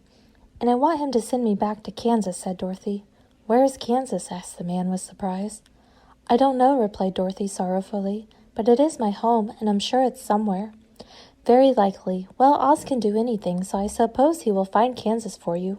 But first you must get to see him, and that will be a hard task, for the Great Wizard does not like to see anyone, and he usually has his own way. But what do you want?" he continued, speaking to Toto. Toto only wagged his tail, for, strange to say, he could not speak. The woman now called to them that supper was ready, so they gathered around the table, and Dorothy ate some delicious porridge and a dish of scrambled eggs and a plate of nice white bread and enjoyed her meal. The lion ate some of the porridge but did not care for it, saying it was made from oats, and oats were food for horses, not for lions. The Scarecrow and the Tin Woodman ate nothing at all. Toto ate a little of everything and was glad to get a good supper again. The woman now gave Dorothy a bed to sleep in, and Toto lay down beside her, while the lion guarded the door of her room so she might not be disturbed. The Scarecrow and the Tin Woodman stood up in a corner and kept quiet all night, although of course they could not sleep. The next morning, as soon as the sun was up, they started on their way, and soon saw a beautiful green glow in the sky just before them. "That must be the Emerald City," said Dorothy. As they walked on, the green glow became brighter and brighter, and it seemed that at last they were nearing the end of their travels. Yet it was afternoon before they came to the great wall that surrounded the city. It was high and thick and of a bright green color. In front of them, and at the end of the road of yellow brick, was a big gate, all studded with emeralds that glittered so in the sun that even the painted eyes of the Scarecrow were dazzled by their brilliancy. There was a bell inside the gate, and Dorothy pushed the button and heard a silvery tinkle sound within. Then the big gate swung slowly open, and they all passed through and found themselves in a high-arched room, the walls of which glistened with countless emeralds. Before them stood a little man about the same size as the Munchkins. He was clothed in all green from his head to his feet, and even his skin was of a greenish tint. At his side was a large green box. When he saw Dorothy and her companions, the man asked, "What do you wish in the Emerald City?" "We came here to see the great Oz," said Dorothy. The man was so surprised at this answer that he sat down to think it over. "It has been many years since anyone asked me to see Oz," he said, shaking his head in perplexity. "He is powerful and terrible, and if you come on an idle or foolish errand to bother the wise reflections of the great wizard, he might be angry and destroy you all in an instant." "But it is not a foolish errand nor an idle one," replied the Scarecrow.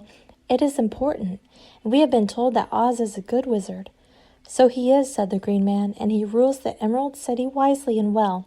But to those who are not honest or who approach him from curiosity, he is most terrible, and few have ever dared ask to see his face. I am the guardian of the gates, and since you demand to see the great Oz, I must take you to his palace, but first you must put on the spectacles." "Why?" asked Dorothy. because if you did not wear spectacles, the brightness and glory of the Emerald City would blind you. Even those who live in the city must wear spectacles night and day. They are all locked on, for Oz so ordered it when the city was first built, and I have the only key that will unlock them." He opened the big box, and Dorothy saw that it was filled with spectacles of every size and shape. All of them had green glasses in them. The guardian of the gates found a pair that would just fit Dorothy and put them over her eyes. There were 2 golden bands fastened to them that passed around the back of her head, where they were locked together by a little key that was at the end of a chain the guardian of the gates wore around his neck. When they were on, Dorothy could not take them off had she wished, but of course she did not wish to be blinded by the glare of the Emerald City, so she said nothing. Then the Green Man fitted spectacles for the Scarecrow and the Tin Woodman and the Lion, and even on little Toto, and all were locked fast with the key. Then the guardian of the gates put on his own glasses and told them he was ready to show them to the palace. Taking a big golden key from a peg on the wall, he opened another gate, and they all followed him through the portal into the streets of the Emerald City. Even with eyes protected by the green spectacles, Dorothy and her friends were at first dazzled by the brilliancy of the wonderful city. The streets were lined with beautiful houses, all built of green marble and studded everywhere with sparkling emeralds. They walked over a pavement of the same green marble, and where the blocks were joined together were rows of emeralds, set closely and glittering in the brightness of the sun. The window panes were of green glass, even the sky above the city had a green tint, and the rays of the sun were green. There were many people, men, women, and children, walking about, and these were all dressed in green clothes and had greenish skins. They looked at Dorothy and her strangely assorted company with wondering eyes, and the children all ran away and hid behind their mothers when they saw the lion, but no one spoke to them. Many shops stood in the street, and Dorothy saw that everything in them was green. Green candy and green popcorn were offered for sale, as well as green shoes, green hats, and green clothes of all sorts. At one place, a man was selling green lemonade, and when the children bought it, Dorothy could see that they paid for it with green pennies. There seemed to be no horses nor animals of any kind. The men carried things around in little green carts, which they pushed before them. Everyone seemed happy and contented and prosperous. The guardian of the gates led them through the streets until they came to a big building exactly in the middle of the city, which was the Palace of Oz, the Great Wizard. There was a soldier before the door, dressed in a green uniform and wearing a long green beard. "Here are strangers," said the guardians of the gates to him, "and they demand to see the Great Oz." "Step inside," answered the soldier, "and I will carry your message to him." So they passed through the palace gates and were led into a big room with a green carpet and lovely green furniture set with emeralds. The soldier made them all wipe their feet upon a green mat before entering the room, and when they were seated, he said politely, "Please make yourselves comfortable while I go to the door of the throne room and tell Oz you are here." They had to wait a long time before the soldier returned. When at last he came back, Dorothy asked, "Have you seen Oz?" "Oh, no," returned the soldier. "I have never seen him, but I spoke to him as he sat behind the screen and gave him your message. He said he will grant you an audience if you so desire, but each one of you must enter his presence alone, and he will admit but one each day. Therefore, as you must remain in the palace for several days, I will have you shown to rooms where you may rest in comfort after your journey." "Thank you," replied the girl. "That is very kind of Oz." The soldier now blew upon a green whistle, and at once a young girl, dressed in a pretty green silk gown, entered the room. She had lovely green hair and green eyes, and she bowed low before Dorothy as she said, "Follow me and I will show you your room." So Dorothy said goodbye to all her friends except Toto, and taking the dog in her arms, followed the green girl through 7 passages and up 3 flights of stairs until they came to a room at the front of the palace. It was the sweetest little room in the world, with a soft, comfortable bed that had sheets of green silk and a green velvet counterpane. There was a tiny fountain in the middle of the room that shot a spray of green perfume into the air to fall back into a beautifully carved green marble basin. Beautiful green flowers stood in the windows, and there was a shelf with a row of little green books. When Dorothy had time to open these books, she found them full of queer green pictures that made her laugh. They were so funny. In a wardrobe there were many green dresses made of silk and satin and velvet, and all of them fitted Dorothy exactly. "Make yourself perfectly at home," said the green girl, "and if you wish for anything, ring the bell. Oz will send for you tomorrow morning." She left Dorothy alone and went back to the others. These she also led to rooms, and each one of them found himself lodged in a very pleasant part of the palace. Of course, this politeness was wasted on the Scarecrow, for when he found himself alone in his room, he stood stupidly in one spot, just within the doorway, to wait till morning. It would not rest him to lie down, and he could not close his eyes, so he remained all night staring at a little spider which was weaving its web in a corner of the room, just as if it were not one of the most wonderful rooms in the world. The Tin Woodman lay down on his bed from force of habit, for he remembered when he was made of flesh, but not being able to sleep, he passed the night moving his joints up and down to make sure they kept in good working order.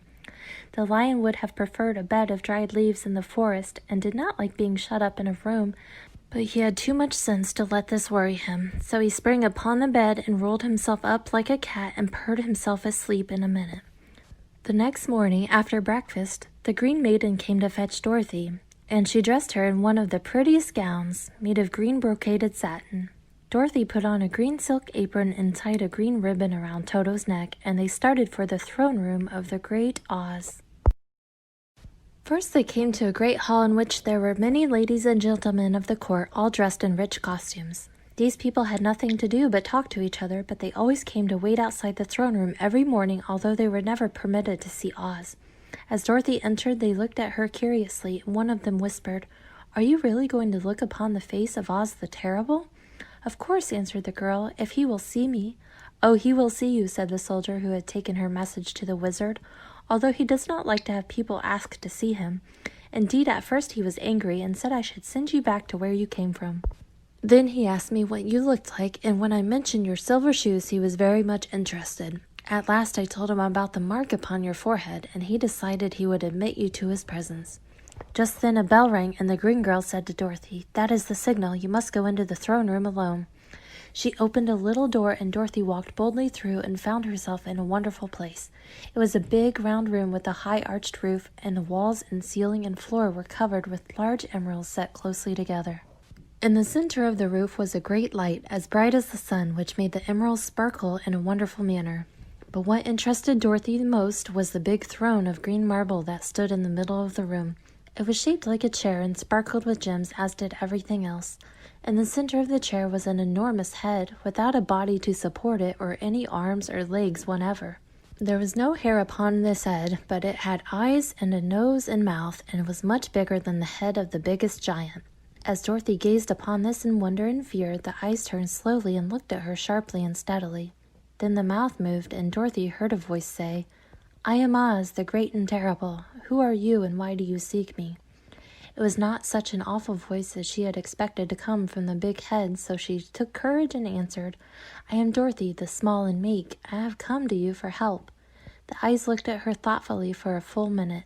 Then said the voice, "Where did you get the silver shoes?" "I got them from the Wicked Witch of the East when my house fell on her and killed her," she replied. "Where did you get the mark upon your forehead?" continued the voice. "That is where the Good Witch of the North kissed me when she bade me goodbye and sent me to you," said the girl. Again the eyes looked at her sharply, and they saw she was telling the truth. Then Oz asked, "What do you wish me to do?" "Send me back to Kansas, where my Aunt Em and Uncle Henry are," she answered earnestly. "I don't like your country, though it is so beautiful, and I am sure Aunt Em will be dreadfully worried over my being away so long." The eyes winked 3 times, and then they turned up to the ceiling and down to the floor, and rolled around so queerly that they seemed to see every part of the room. And at last they looked at Dorothy again. "Why should I do this for you?" asked Oz. "Because you are strong and I am weak. Because you are a great wizard and I am only a girl." "But you were strong enough to kill the Wicked Witch of the East," said Oz. "That just happened," returned Dorothy simply. "I could not help it." "Well," said the head, "I will give you my answer. You have no right to expect me to send you back to Kansas unless you do something for me in return. In this country, everyone must pay for everything he gets. If you wish me to use my magic power to send you home again, you must do something for me first. Help me and I will help you." "What must I do?" asked the girl. "Kill the Wicked Witch of the West," answered Oz. "But I cannot," exclaimed Dorothy, greatly surprised. "You killed the Witch of the East, and you wear the silver shoes, which bear a powerful charm. There is now but one wicked witch left in all this land, and when you can tell me she is dead, I will send you back to Kansas, but not before." The little girl began to weep. She was so much disappointed, and the eyes winked again and looked upon her anxiously, as if the great Oz felt that she could help him if she would. "I never killed anything willingly," she sobbed. "Even if I wanted to, how could I kill the wicked witch? If you, who are great and terrible, cannot kill her yourself, how do you expect me to do it?" "I do not know," said the head, "but that is my answer, and until the wicked witch dies, you will not see your uncle and aunt again. Remember that the witch is wicked, tremendously wicked, and ought to be killed. Now go, and do not ask to see me again until you have done your task." Sorrowfully, Dorothy left the throne room and went back to where the lion and the scarecrow and the Tin Woodman were waiting to hear what Oz had said to her. "There is no hope for me," she said sadly, "for Oz will not send me home until I have killed the Wicked Witch of the West, and that I can never do." Her friends were sorry but could do nothing to help her, so Dorothy went to her own room and lay down on the bed and cried herself to sleep. The next morning, the soldier with the green whiskers came to the Scarecrow and said, "Come with me, for Oz has sent for you." So the Scarecrow followed him and was admitted into the great throne room, where he saw, sitting in the emerald throne, a most lovely lady. She was dressed in green silk gauze and wore upon her flowering green locks a crown of jewels. Growing from her shoulders were wings, gorgeous in color and so light that they fluttered if the slightest breath of air reached them. When the Scarecrow had bowed, as prettily as his straw stuffing would let him, before this beautiful creature, she looked upon him sweetly and said, "I am Oz, the great and terrible. Who are you, and why do you seek me?" Now the Scarecrow, who had expected to see the great head Dorothy had told him of, was much astonished, but he answered her bravely. "I am only a scarecrow stuffed with straw. Therefore I have no brains, and I come to you praying that you will put brains in my head instead of straw, so that I may become as much a man as any other in your dominions." "Why should I do this for you?" asked the lady. "Because you are wise and powerful, and no one else can help me," answered the Scarecrow. "I never grant favors without some return," said Oz, "but this much I will promise. If you will kill for me the Wicked Witch of the West, I will bestow upon you a great many brains, and such good brains that you will be the wisest man in all the land of Oz." "I thought you asked Dorothy to kill the witch," said the Scarecrow in surprise. "So I did. I don't care who kills her, but until she is dead, I will not grant your wish. Now go and do not seek me again until you have earned the brains you so greatly desire." The Scarecrow went sorrowfully back to his friends and told them what Oz had said, and Dorothy was surprised to find that the Great Wizard was not a head, as she had seen him, but a lovely lady. "All the same," said the Scarecrow, "she needs a heart as much as the Tin Woodman." On the next morning, the soldier with the green whiskers came to the Tin Woodman and said, "Oz has sent for you, follow me." So the Tin Woodman followed him and came to the great throne room. He did not know whether he would find Oz a lovely lady or a head, but he hoped it would be the lovely lady. "For," he said to himself, "if it is the head, I am sure I shall not be given a heart, since a head has no heart of its own and therefore cannot feel for me. But if it is the lovely lady, I shall beg hard for a heart, for all ladies are themselves said to be kindly-hearted." But when the Woodman entered the great throne room, he saw neither the head nor the lady, for Oz had taken the shape of a most terrible beast. It was nearly as big as an elephant, and the green throne seemed hardly strong enough to hold its weight. The beast had a head like that of a rhinoceros, only there were 5 eyes in its face. There were 5 long arms growing out of its body, and it also had 5 long, slim legs. Thick, woolly hair covered every part of it, and a more dreadful-looking monster could not be imagined. It was fortunate the Tin Woodman had no heart at that moment, for it would have beat loud and fast from terror. But being only 10, the Woodman was not at all afraid, although he was much disappointed. "I am Oz, the great and terrible," spoke the beast, in a voice that was one great roar. "Who are you, and why do you seek me?" "I am a woodman and made of tin, therefore I have no heart and cannot love. I pray you to give me a heart that I may be as other men are." "Why should I do this?" demanded the beast. "Because I ask it, and you alone can grant my request," answered the woodman. Oz gave a low growl at this, but said gruffly, "If you indeed desire a heart, you must earn it." "How?" asked the woodman. "Help Dorothy to kill the Wicked Witch of the West," replied the beast. "When the witch is dead, come to me, and I will then give you the biggest and kindest and most loving heart in all the land of Oz." So the Tin Woodman was forced to return sorrowfully to his friends and tell them of the terrible beast he had seen. They all wondered greatly at the many forms the great wizard could take upon himself, and the lion said, "If he is a beast when I go to see him, I shall roar my loudest, and so frighten him that he will grant all I ask. And if he is the lovely lady, I shall pretend to spring upon her, and so compel her to do my bidding. And if he is the great head, he will be at my mercy, for I will roll his head all about the room until he promises to give us what we desire. So be of good cheer, my friends, for all will yet be well." The next morning the soldier with the green whiskers led the lion to the great throne room and bade him enter the presence of Oz. The lion at once passed through the door, and glancing around saw, to his surprise, that before the throne was a ball of fire, so fierce and glowing he could scarcely bear to gaze upon it. His first thought was that Oz had by accident caught on fire and was burning up, but when he tried to go nearer, the heat was so intense that it singed his whiskers, and he crept trembling to a spot nearer the door. Then a low, quiet voice came from the ball of fire, and these were the words it spoke. "I am Oz, the great and terrible. Who are you, and why do you seek me?" And the lion answered, "I am a cowardly lion, afraid of everything. I came to you to beg that you give me courage, so that in reality I may become the king of beasts, as men call me." "Why should I give you courage?" demanded Oz. "Because of all wizards you are the greatest, and alone have power to grant my request," answered the lion. The ball of fire burned fiercely for a time, and the voice said, "Bring me proof that the wicked witch is dead. In that moment I will give you courage, but as long as the witch lives, you must remain a coward." The lion was angry at this speech, but could say nothing in reply, and while he stood silently gazing at the ball of fire, it became so furiously hot that he turned tail and rushed from the room. He was glad to find his friends waiting for him, and told them of his terrible interview with the wizard. "What shall we do now?" asked Dorothy sadly. "There is only one thing we can do," returned the lion, "and that is to go to the land of the Winkies, seek out the wicked witch, and destroy her." "But suppose we cannot," said the girl. "Then I shall never have courage," declared the lion. "And I shall never have brains," added the Scarecrow. "And I shall never have a heart," spoke the Tin Woodman. "And I shall never see Aunt Em and Uncle Henry," said Dorothy, beginning to cry. "Be careful," cried the green girl. "The tears will fall on your green silk gown and spot it." So Dorothy dried her eyes and said, "I suppose we must try it, but I am sure I do not want to kill anybody, even to see Aunt Em again." "I will go with you, but I'm too much of a coward to kill the witch," said the lion. "I will go too," declared the Scarecrow, "but I shall not be of much help to you. I am such a fool." "I haven't the heart to harm even a witch," remarked the Tin Woodman, "but if you go, I certainly shall go with you." Therefore it was decided to start upon their journey the next morning, and the Woodman sharpened his axe on a green grindstone and had all his joints properly oiled.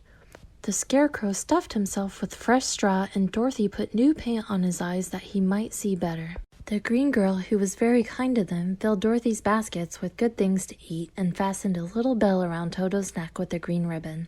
They went to bed quite early and slept soundly until daylight, when they were awakened by the crowing of a green cock that lived in the backyard of the palace and the cackling of a hen that had laid a green egg. The soldier with the green whiskers led them through the streets of the Emerald City until they reached the room where the guardian of the gates lived. The officer unlocked their spectacles to put them back in his great box, and then he politely opened the gate for our friends. "Which road leads to the Wicked Witch of the West?" asked Dorothy. "There is no road," answered the guardian of the gates. "No one ever wishes to go that way." "How then are we to find her?" inquired the girl. "That will be easy," replied the man, "for when she knows you are in the country of the Winkies, she will find you and make you all her slaves." "Perhaps not," said the Scarecrow, "for we mean to destroy her." "Oh, that is different," said the guardian of the gates. "No one has ever destroyed her before, so I naturally thought she would make slaves of you, as she has of the rest. But take care, for she is wicked and fierce, and may not allow you to destroy her. Keep to the west where the sun sets, and you cannot fail to find her." They thanked him and bade him goodbye, and turned toward the west, walking over fields of soft grass dotted here and there with daisies and buttercups. Dorothy still wore the pretty silk dress she had put on in the palace, but now, to her surprise, she found it was no longer green, but pure white. The ribbon around Toto's neck had also lost its green color and was as white as Dorothy's dress. The Emerald City was soon left far behind. As they advanced, the ground became rougher and hillier, for there were no farms nor houses in this country of the West, and the ground was untilled. In the afternoon the sun shone hot in their faces, for there were no trees to offer them shade, so that before night Dorothy and Toto and the lion were tired, and lay down upon the grass and fell asleep, with the woodman and the scarecrow keeping watch. Now the Wicked Witch of the West had but one eye, yet that was as powerful as a telescope and could see everywhere. So as she sat in the door of her castle, she happened to look around and saw Dorothy lying asleep with her friends all about her. They were a long distance off, but the Wicked Witch was angry to find them in her country, so she blew upon a silver whistle that hung around her neck. At once there came running to her from all directions a pack of great wolves. They had long legs and fierce eyes and sharp teeth. "Go to those people," said the witch, "and tear them to pieces." "Are you not going to make them your slaves?" asked the leader of the wolves. "No," she answered. "One is of tin and one of straw. One is a girl and another a lion. None of them is fit to work, so you may tear them into small pieces." "Very well," said the wolf, and he dashed away at full speed, followed by the others. It was lucky the scarecrow and the woodman were wide awake and heard the wolves coming. "This is my fight," said the woodman, "so get behind me and I will meet them as they come." He seized his axe, which he had made very sharp, and as the leader of the wolves came on, the Tin Woodman swung his arm and chopped the wolf's head from its body, so that it immediately died. As soon as he could raise his axe, another wolf came up, and he also fell under the sharp edge of the Tin Woodman's weapon. There were 40 wolves, and 40 times a wolf was killed, so that at last they all lay dead in a heap before the woodman. Then he put down his axe and sat beside the scarecrow, who said, "It was a good fight, friend." They waited until Dorothy awoke the next morning. The little girl was quite frightened when she saw a great pile of shaggy wolves, but the Tin Woodman told her all. She thanked them for saving them and sat down to breakfast, after which they started again upon their journey.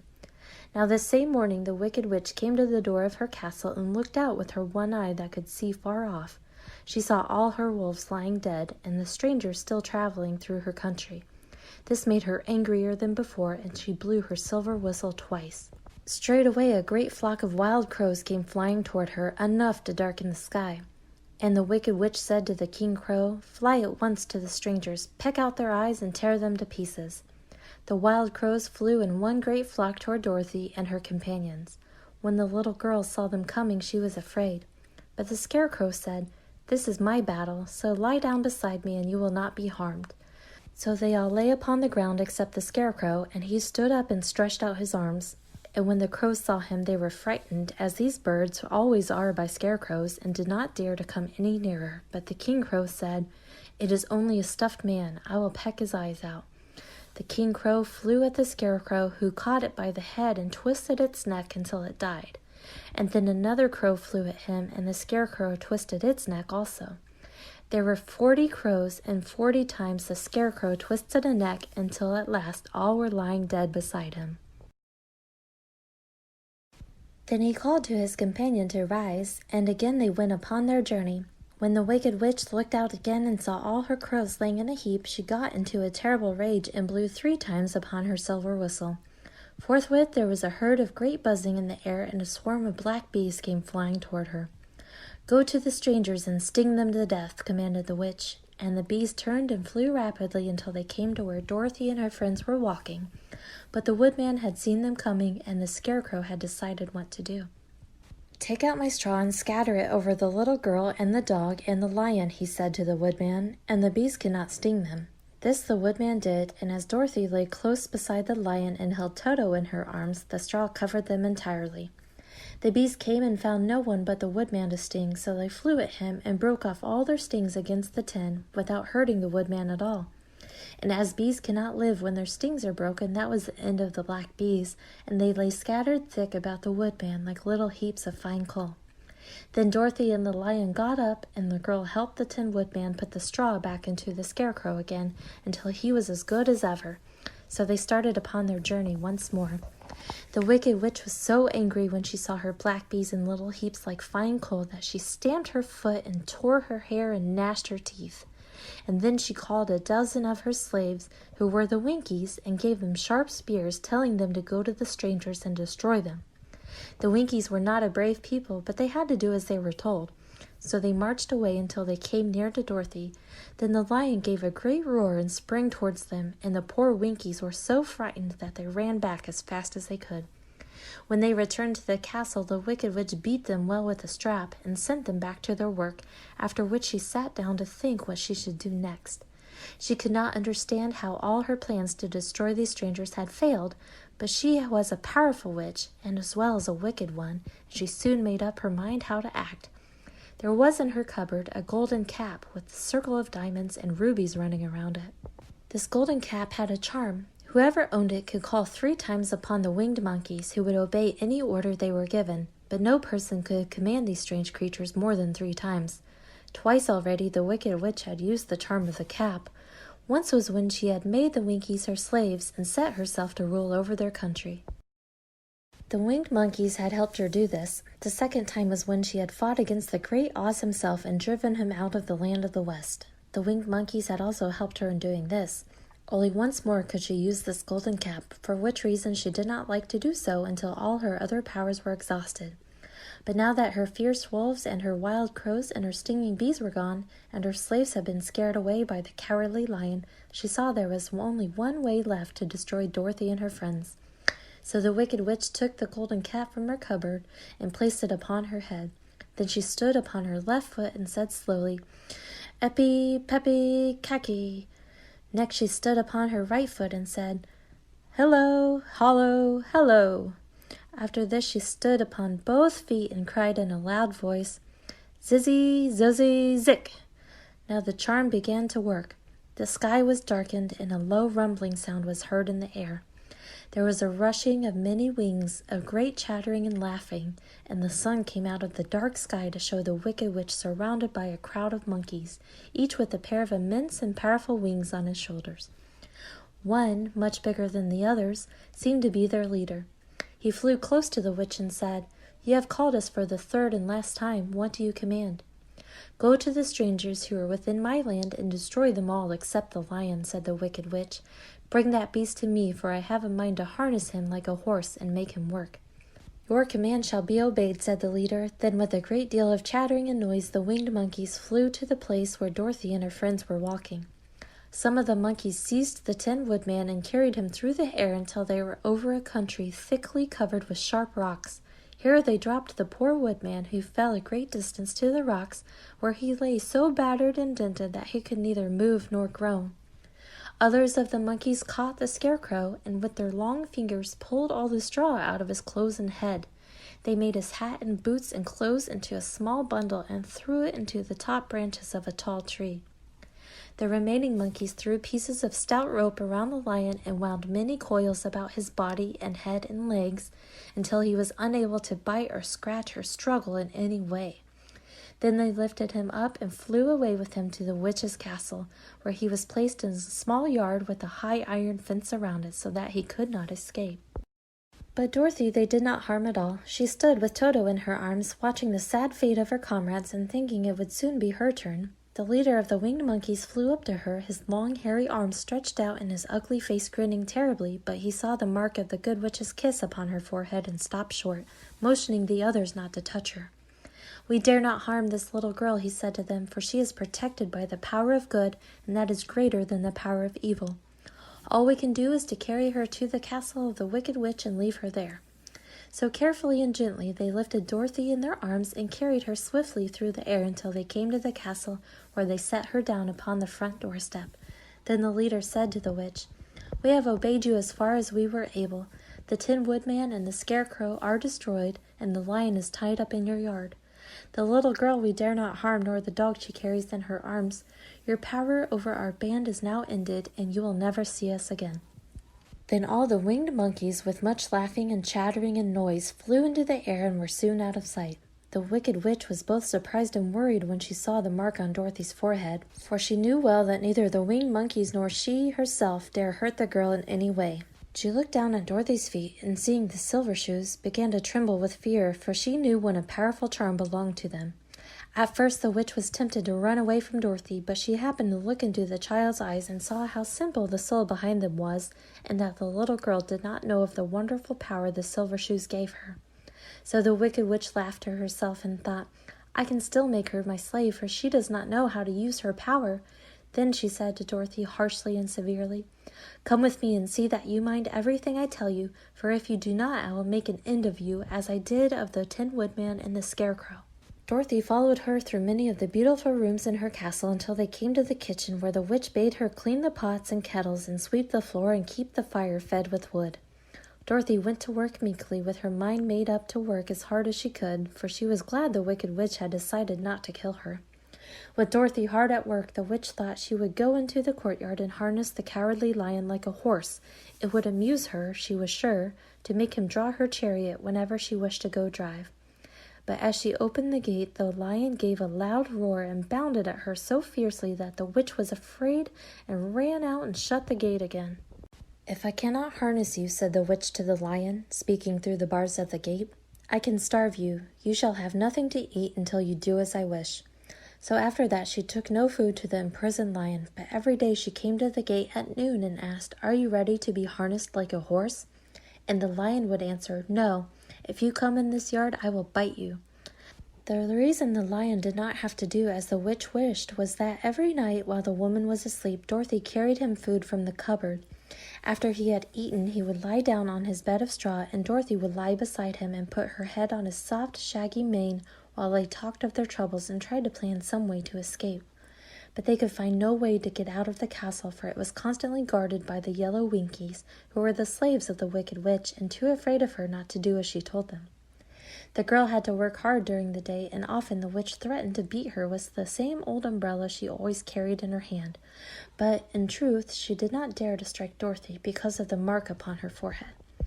The child did not know this, and was full of fear for herself and Toto. Once the witch struck Toto a blow with her umbrella, and the brave little dog flew at her and bit her leg in return. The witch did not bleed where she was bitten, for she was so wicked that the blood in her had dried up many years before. Dorothy's life became very sad as she grew to understand that it would be harder than ever to get back to Kansas and Aunt Em again. Sometimes she would cry bitterly for hours, with Toto sitting at her feet and looking into her face, whining dismally to show how sorry he was for his little mistress.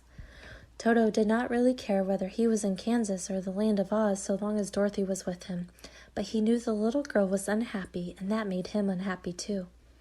Now the wicked witch had a great longing to have for her own the silver shoes which the girl always wore. Her bees and her crows and her wolves were lying in heaps and drying up, and she had used up all the power of the golden cap.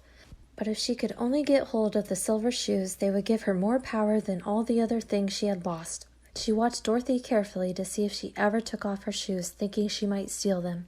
But the child was so proud of her pretty shoes that she never took them off except at night and when she took her bath. The witch was too much afraid of the dark to dare go in Dorothy's room at night to take the shoes, and her dread of water was greater than her fear of the dark, so she never came near when Dorothy was bathing. Indeed, the old witch never touched water, nor ever let water touch her in any way. But the wicked creature was very cunning, and she finally thought of a trick that would give her what she wanted. She placed a bar of iron in the middle of the kitchen floor, and then by her magic arts made the iron invisible to human eyes, so that when Dorothy walked across the floor, she stumbled over the bar, not being able to see it, and fell at full length. She was not much hurt, but in her fall one of her silver shoes came off, and before she could reach it, the witch had snatched it away and put it on her own skinny foot. The wicked woman was greatly pleased with the success of her trick, for as long as she had one of these shoes, she owned half the power of their charm, and Dorothy could not use it against her, even had she known how to do so. The little girl, seeing she had lost one of her pretty shoes, grew angry and said to the witch, "Give me back my shoe." "I will not," retorted the witch, "for it is now my shoe and not yours." "You are a wicked creature," cried Dorothy. "You have no right to take my shoe from me." "I shall keep it just the same," said the witch, laughing at her, "and some day I shall get the other one from you too."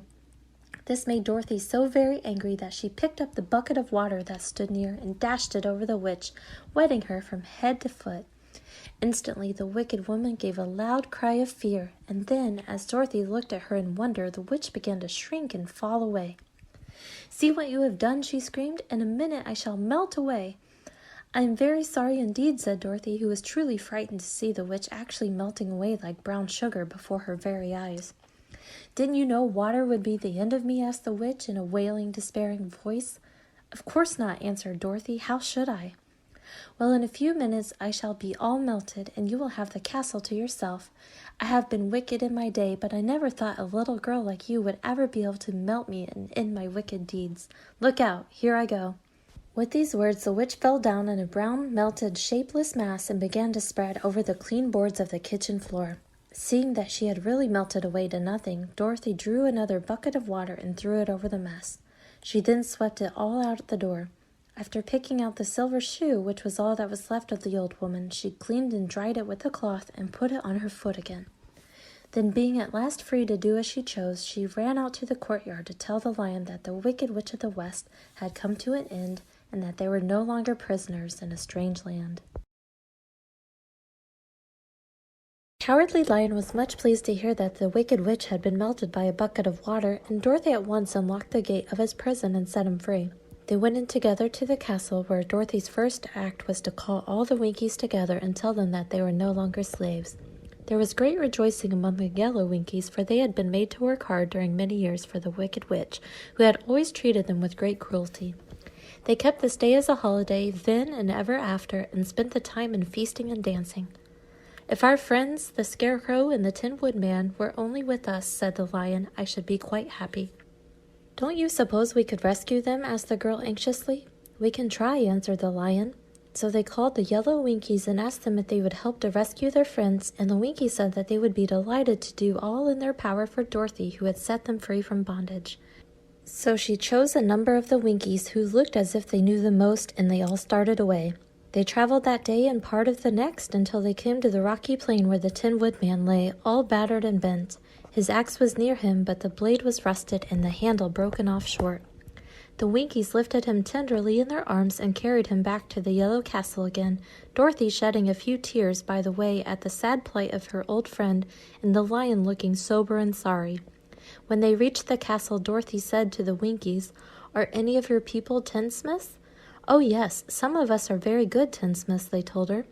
"Then bring them to me," she said, and when the tinsmiths came, bringing with them all their tools and baskets, she inquired, "Can you straighten out those dents in the Tin Woodman, and bend him back into shape again, and solder him together where he is broken?"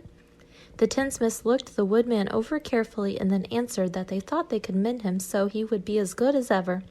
So they set to work in one of the big yellow rooms of the castle and worked for 3 days and 4 nights, hammering and twisting and bending and soldering and polishing and pounding at the legs and body and head of the Tin Woodman, until at least he was straightened out into his old form, and his joints worked as well as ever. To be sure, there were several patches on him, but the tinsmiths did a good job, and as the Woodman was not a vain man, he did not mind the patches at all. When, at last, he walked into Dorothy's room and thanked her for rescuing him, he was so pleased that he wept tears of joy, and Dorothy had to wipe every tear carefully from his face with her apron so his joints would not be rusted. At the same time, her own tears fell thick and fast at the joy of meeting her old friend again, and these tears did not need to be wiped away. As for the Lion, he wiped his eyes so often with the tip of his tail that it became quite wet, and he was obliged to go out into the courtyard and hold it in the sun till it dried. "If we only had the Scarecrow with us again," said the Tin Woodman. When Dorothy had finished telling him everything that had happened, "I should be quite happy." "We must try to find him," said the girl. So she called the Winkies to help her, and they walked all that day and the part of the next until they came to the tall tree in the branches of which the winged monkeys had tossed the Scarecrow's clothes. It was a very tall tree, and the trunk was so smooth that no one could climb it, but the Woodman said at once, "I'll chop it down, and then we can get the Scarecrow's clothes." Now while the tinsmiths had been working at mending the Woodman himself, another of the Winkies, who was a goldsmith, had made an axe handle of solid gold and fitted it to the Woodman's axe instead of the old broken handle. Others polished the blade until all the rust was removed and it glistened like burnished silver. As soon as he had spoken, the Tin Woodman began to chop, and in a short time the tree fell over with a crash, whereupon the Scarecrow's clothes fell out of the branches and rolled off on the ground. Dorothy picked them up and had the Winkies carry them back to the castle, where they were stuffed with nice, clean straw, and behold, here was the Scarecrow as good as ever, thanking them over and over again for saving him. Now that they were reunited, Dorothy and her friends spent a few happy days at the Yellow Castle, where they found everything that they needed to make them comfortable. But one day the girl thought of Aunt Em and said, "We must go back to Oz and claim his promise." "Yes," said the Woodman, "at last I shall get my heart." "And I shall get my brains," added the Scarecrow joyfully.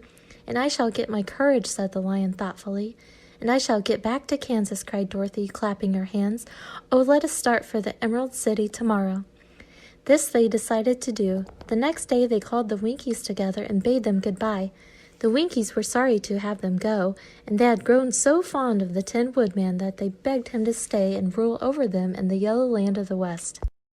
Finding they were determined to go, the Winkies gave Toto and the Lion each a golden collar, and to Dorothy they presented a beautiful bracelet studded with diamonds, and to the Scarecrow they gave a gold-headed walking stick to keep him from stumbling, and to the Tin Woodman they offered a silver oil can inlaid with gold and set with precious jewels. Every one of the travelers made the Winkies a pretty speech in return, and all shook hands with them until their arms ached. Dorothy went to the witch's cupboard to fill her basket with food for the journey, and there she saw the golden cap. She tried it on her own head and found that it fitted her exactly. She did not know anything about the charm of the golden cap, but she saw that it was pretty, so she made up her mind to wear it and carry her sunbonnet in the basket. Then, being prepared for the journey, they all started for the Emerald City, and the Winkies gave them 3 cheers and many good wishes to carry with them. You will remember there was no road, not even a pathway, between the castle of the Wicked Witch and the Emerald City. When the 4 travelers went in search of the witch, she had seen them coming, and so sent the winged monkeys to bring them to her. It was much harder to find their way back through the big fields of buttercups and yellow daisies than it was being carried. They knew, of course, they must go straight east toward the rising sun, and they started off in the right way. But at noon, when the sun was over their heads, they did not know which was east and which was west, and that was the reason they were lost in the great fields. They kept on walking, however, and at night the moon came out and shone brightly. So they lay down among the sweet-smelling yellow flowers and slept soundly until morning, all but the Scarecrow and the Tin Woodman. The next morning the sun was behind a cloud, but they started on as if they were quite sure which way they were going. "If we walk far enough," said Dorothy, "I am sure we shall sometime come to some place." But day by day passed away, and they still saw nothing before them but the scarlet fields. The Scarecrow began to grumble a bit. "We have surely lost our way," he said, "and unless we find it again in time to reach the Emerald City, I shall never get my brains." "Nor I my heart," declared the Tin Woodman. "It seems to me I can scarcely wait till I get to Oz. And you must admit this is a very long journey." "You see," said the Cowardly Lion with a whimper, "I haven't the courage to keep tramping forever without getting anywhere at all." Then Dorothy lost heart. She sat down on the grass and looked at her companions, and they sat down and looked at her, and Toto found that for the first time in his life he was too tired to chase a butterfly that flew past his head. So he put out his tongue and panted and looked at Dorothy as if to ask what they should do next. "Suppose we call the field mice," she suggested. "They could probably tell us the way to the Emerald City." "To be sure they could," cried the Scarecrow. "Why didn't we think of that before?" Dorothy blew the little whistle she had always carried about her neck since the Queen of the Mice had given it to her. In a few minutes they heard the pattering of tiny feet, and many of the small gray mice came running up to her. Among them was the Queen herself, who asked, in her squeaky little voice, "What can I do for my friends?" "We have lost our way," said Dorothy. "Can you tell us where the Emerald City is?" "Certainly," answered the Queen, "but it is a great way off, for you have had it at your backs all this time." Then she noticed Dorothy's golden cap and said, "Why don't you use the charm of the cap and call the winged monkeys to you? They will carry you to the city of Oz in less than an hour." "I didn't know there was a charm," answered Dorothy in surprise. "When is it?" "It is written inside the golden cap," replied the Queen of the Mice. "But if you are going to call the winged monkeys, we must run away, for they are full of mischief and think it is great fun to plague us." "Won't they hurt me?" asked the girl anxiously. "Oh no, they must obey the wearer of the cap. Goodbye." And she scampered out of sight with all the mice hurrying after her. Dorothy looked inside the golden cap and saw some words written upon the lining. These, she thought, must be the charm, so she read the directions carefully and put the cap upon her head. "Epi, peppy, khaki," she said, standing on her left foot. "What did you say?" asked the Scarecrow, who did not know what she was doing. "Hillo, hollo, hello," Dorothy went on, standing this time on her right foot. "Hello," replied the Tin Woodman calmly. "Zizzy, zuzzy, zick," said Dorothy, who was now standing on both feet. This ended the saying of the charm, and they heard a great chattering and flapping of wings as the band of winged monkeys flew up to them. The king bowed low before Dorothy and asked, "What is your command?" "We wish to go to the Emerald City," said the child, "and we have lost our way." "We will carry you," replied the king, and no sooner had he spoken than two of the monkeys caught Dorothy in their arms and flew away with her. Others took the Scarecrow and the Woodman and the Lion, and one little monkey seized Toto and flew after them, although the dog tried hard to bite him. The Scarecrow and the Tin Woodman were rather frightened at first, for they remembered how badly the winged monkeys had treated them before, but they saw that no harm was intended, so they rode through the air quite cheerfully and had a fine time looking at the pretty gardens and woods far below them. Dorothy found herself riding easily between two of the biggest monkeys, one of them the king himself. They had made a chair of their hands and were careful not to hurt her. "Why do you have to obey the charm of the golden cap?" she asked. "That is a long story," answered the king with a winged laugh. "But as we have a long journey before us, I will pass the time by telling you about it if you wish." "I shall be glad to hear it," she replied. "Once," began the leader, "we were a free people living happily in the great forest, flying from tree to tree, eating nuts and fruit, and doing just as we pleased without calling anybody master. Perhaps some of us were rather too full of mischief at times, flying down to pull the tails of the animals that had no wings, chasing birds and throwing nuts at the people who walked in the forest. But we were careless and happy and full of fun, and enjoyed every minute of the day. This was many years ago, long before Oz came out of the clouds to rule over this land. There lived here then, away at the north, a beautiful princess who was also a powerful sorceress. All her magic was used to help the people, and she was never known to hurt anyone who was good. Her name was Gayelette, and she lived in a handsome palace built from great blocks of ruby. Everyone loved her, but her greatest sorrow was that she could find no one to love in return, since all the men were much too stupid and ugly to mate with one so beautiful and wise. At last, however, she found a boy who was handsome and manly and wise beyond his years. Gayelette made up her mind that when he grew to be a man, she would make him her husband. So she took him to her ruby palace and used all her magic powers to make him as strong and good and lovely as any woman could wish. When he grew to manhood, Kailala, as he was called, was said to be the best and wisest man in all the land, while his manly beauty was so great that Gayelette loved him dearly and hastened to make everything ready for the wedding. My grandfather was at that time the king of the winged monkeys which lived in the forest near Gayelette's palace, and the old fellow loved a joke better than a good dinner. One day, just before the wedding, my grandfather was flying out with his band when he saw Kailala walking beside the river. He was dressed in a rich costume of pink silk and purple velvet, and my grandfather thought he would see what he could do. At his word, the band flew down and seized Kailala and carried him in their arms until they were over the middle of the river and then dropped him into the water. "Swim out, my fine fellow," cried my grandfather, "and see if the water has spotted your clothes." Kailala was much too wise not to swim, and he was not in the least spoiled by all his good fortune. He laughed when he came to the top of the water and swam into shore.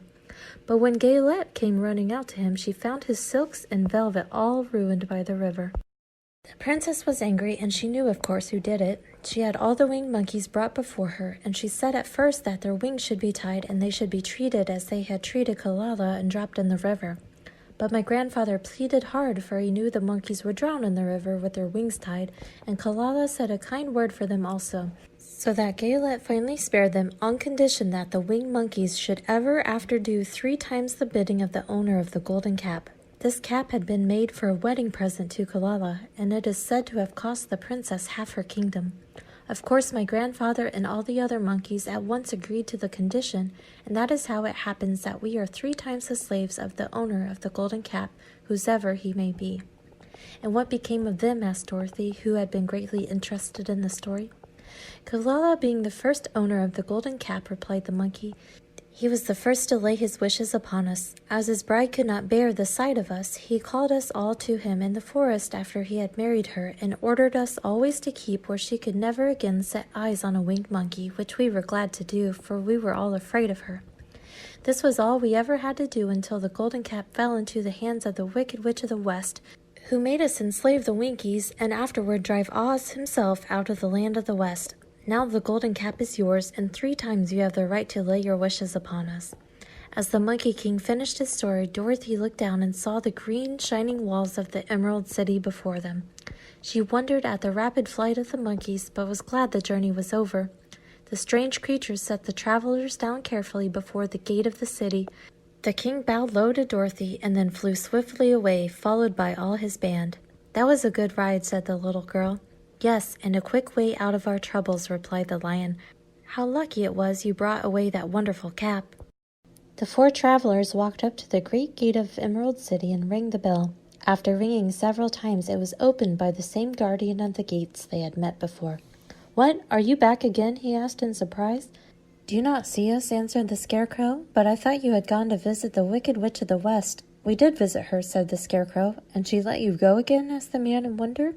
"She could not help it, for she has melted," explained the Scarecrow. "Melted? Well, that is good news indeed," said the man. "Who melted her?" "It was Dorothy," said the lion gravely.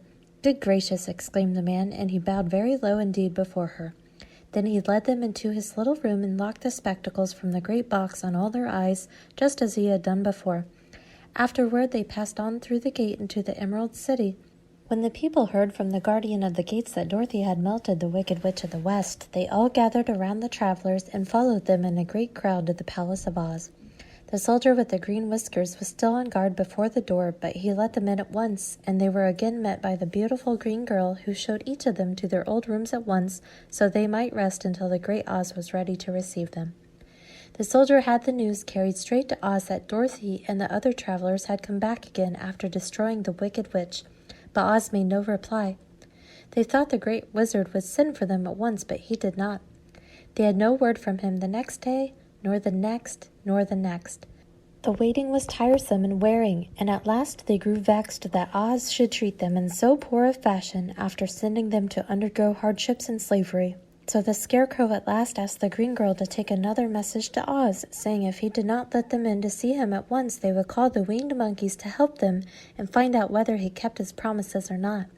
When the wizard was given this message, he was so frightened that he sent word for them to come to the throne room at 4 minutes after 9 o'clock the next morning. He had once met the winged monkeys in the land of the West, and he did not wish to meet them again. The four travelers passed a sleepless night, each thinking of the gift Oz had promised to bestow on him. Dorothy fell asleep only once, and then she dreamed she was in Kansas, where Aunt Em was telling her how glad she was to have her little girl at home again. Promptly at 9 o'clock the next morning, the green-whiskered soldier came to them, and 4 minutes later they all went into the throne room of the great Oz. Of course, each one of them expected to see the wizard in the shape he had taken before, and all were greatly surprised when they looked about and saw no one at all in the room. They kept close to the door and closer to one another, for the stillness of the empty room was more dreadful than any of the forms they had seen Oz take. Presently they heard a solemn voice that seemed to come from somewhere near the top of the great dome, and it said, "I am Oz, the great and terrible. Why do you seek me?" They again looked in every part of the room, and then, seeing no one, Dorothy asked, "Where are you?" "I am everywhere," answered the voice, "but to the eyes of common mortals I am invisible. I will now seat myself upon my throne, that you may converse with me." Indeed, the voice seemed just then to come straight from the throne itself, so they walked toward it and stood in a row while Dorothy said, "We have come to claim our promise, O Oz." "What promise?" asked Oz. "You promised to send me back to Kansas when the Wicked Witch was destroyed," said the girl. "And you promised to give me brains," said the Scarecrow. "And you promised to give me a heart," said the Tin Woodman. "And you promised to give me courage," said the Cowardly Lion. "Is the Wicked Witch really destroyed?" asked the voice, and Dorothy thought it trembled a little. "Yes," she answered, "I melted her with a bucket of water." "Dear me," said the voice, "how sudden! Well, come to me tomorrow, for I must have time to think it over." "You've had plenty of time already," said the Tin Woodman angrily. "We shan't wait a day longer," said the Scarecrow. "You must keep your promises to us," exclaimed Dorothy. The lion thought it might be as well to frighten the wizard, so he gave a large, loud roar which was so fierce and dreadful that Toto jumped away from him in alarm and tipped over the screen that stood in a corner. As it fell with a crash, they looked that way, and the next moment all of them were filled with wonder, for they saw, standing in just the spot the screen had hidden, a little old man with a bald head and a wrinkled face, who seemed to be as much surprised as they were. The Tin Woodman, raising his axe, rushed toward the little man and cried out, "Who are you?" "I am Oz, the great and terrible," said the little man in a trembling voice, "but don't strike me. Please don't, and I'll do anything you want me to." Our friends looked at him in surprise and dismay. I thought Oz was a great head, said Dorothy. And I thought Oz was a lovely lady, said the Scarecrow. And I thought Oz was a terrible beast, said the Tin Woodman. And I thought Oz was a ball of fire, exclaimed the Lion. No, you are all wrong, said the little man meekly. I have been making believe. Making believe, cried Dorothy. Are you not a great wizard? Hush, my dear, he said. Don't speak so loud, or you will be overheard, and I should be ruined. I'm supposed to be a great wizard. And aren't you? She asked. Not a bit of it, my dear. I'm just a common man. You're more than that, said the Scarecrow in a grieved tone. You're a humbug. Exactly so, declared the little man, rubbing his hands together as if it pleased him. I am a humbug. But this is terrible, said the Tin Woodman. How shall I ever get my heart? Or I my courage, asked the Lion. Or I my brains, wailed the Scarecrow, wiping the tears from his eyes with his coat sleeve. My dear friend, said Oz, I pray you not to speak of these little things. Think of me and the terrible trouble I'm in at being found out. Doesn't anyone else know you're a humbug? Asked Dorothy. No one knows it but you four, and myself, replied Oz. I have fooled everyone so long that I thought I should never be found out. It was a great mistake my ever letting you into the throne room. Usually I will not see even my subjects, and so they believe I am something terrible. But I don't understand, said Dorothy in bewilderment. How is it that you appeared to me as a great head? That was one of my tricks, answered Oz. Step this way, please, and I will tell you all about it.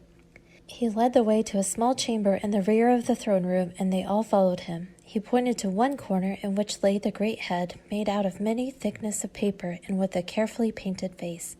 This I hung from the ceiling by a wire, said Oz. I stood behind the screen and pulled a thread to make the eyes move and the mouth open. But how about the voice? She inquired. Oh, I am a ventriloquist, said the little man. I can throw the sound of my voice wherever I wish, so that you thought it was coming out of the head. Here are the other things I used to deceive you. He showed the Scarecrow the dress and the mask he had worn when he seemed to be the lovely lady, and the Tin Woodman saw that his terrible beast was nothing but a lot of skins sewn together with slats to keep their sides out. As for the ball of fire, the false wizard had hung that also from the ceiling. It was really a ball of cotton, but when oil was poured upon it, the ball burned fiercely. Really, said the Scarecrow, you ought to be ashamed of yourself for being such a humbug. I certainly am, answered the little man sorrowfully. But it was the only thing I could do. Sit down, please, there are plenty of chairs, and I will tell you my story. So they sat down and listened while he told the following tale. I was born in Omaha. Why, that isn't very far from Kansas, cried Dorothy. No, but it's farther from here, he said, shaking his head at her sadly. When I grew up, I became a ventriloquist, and at that I was very well trained by a great master. I can imitate any kind of a bird or beast. Here he mewed so like a kitten that Toto pricked up his ears and looked everywhere to see where she was. After a time, continued Oz, I tired of that and became a balloonist. What is that? Asked Dorothy. A man who goes up in a balloon on circus day so as to draw a crowd of people together and get them to pay to see the circus, he explained.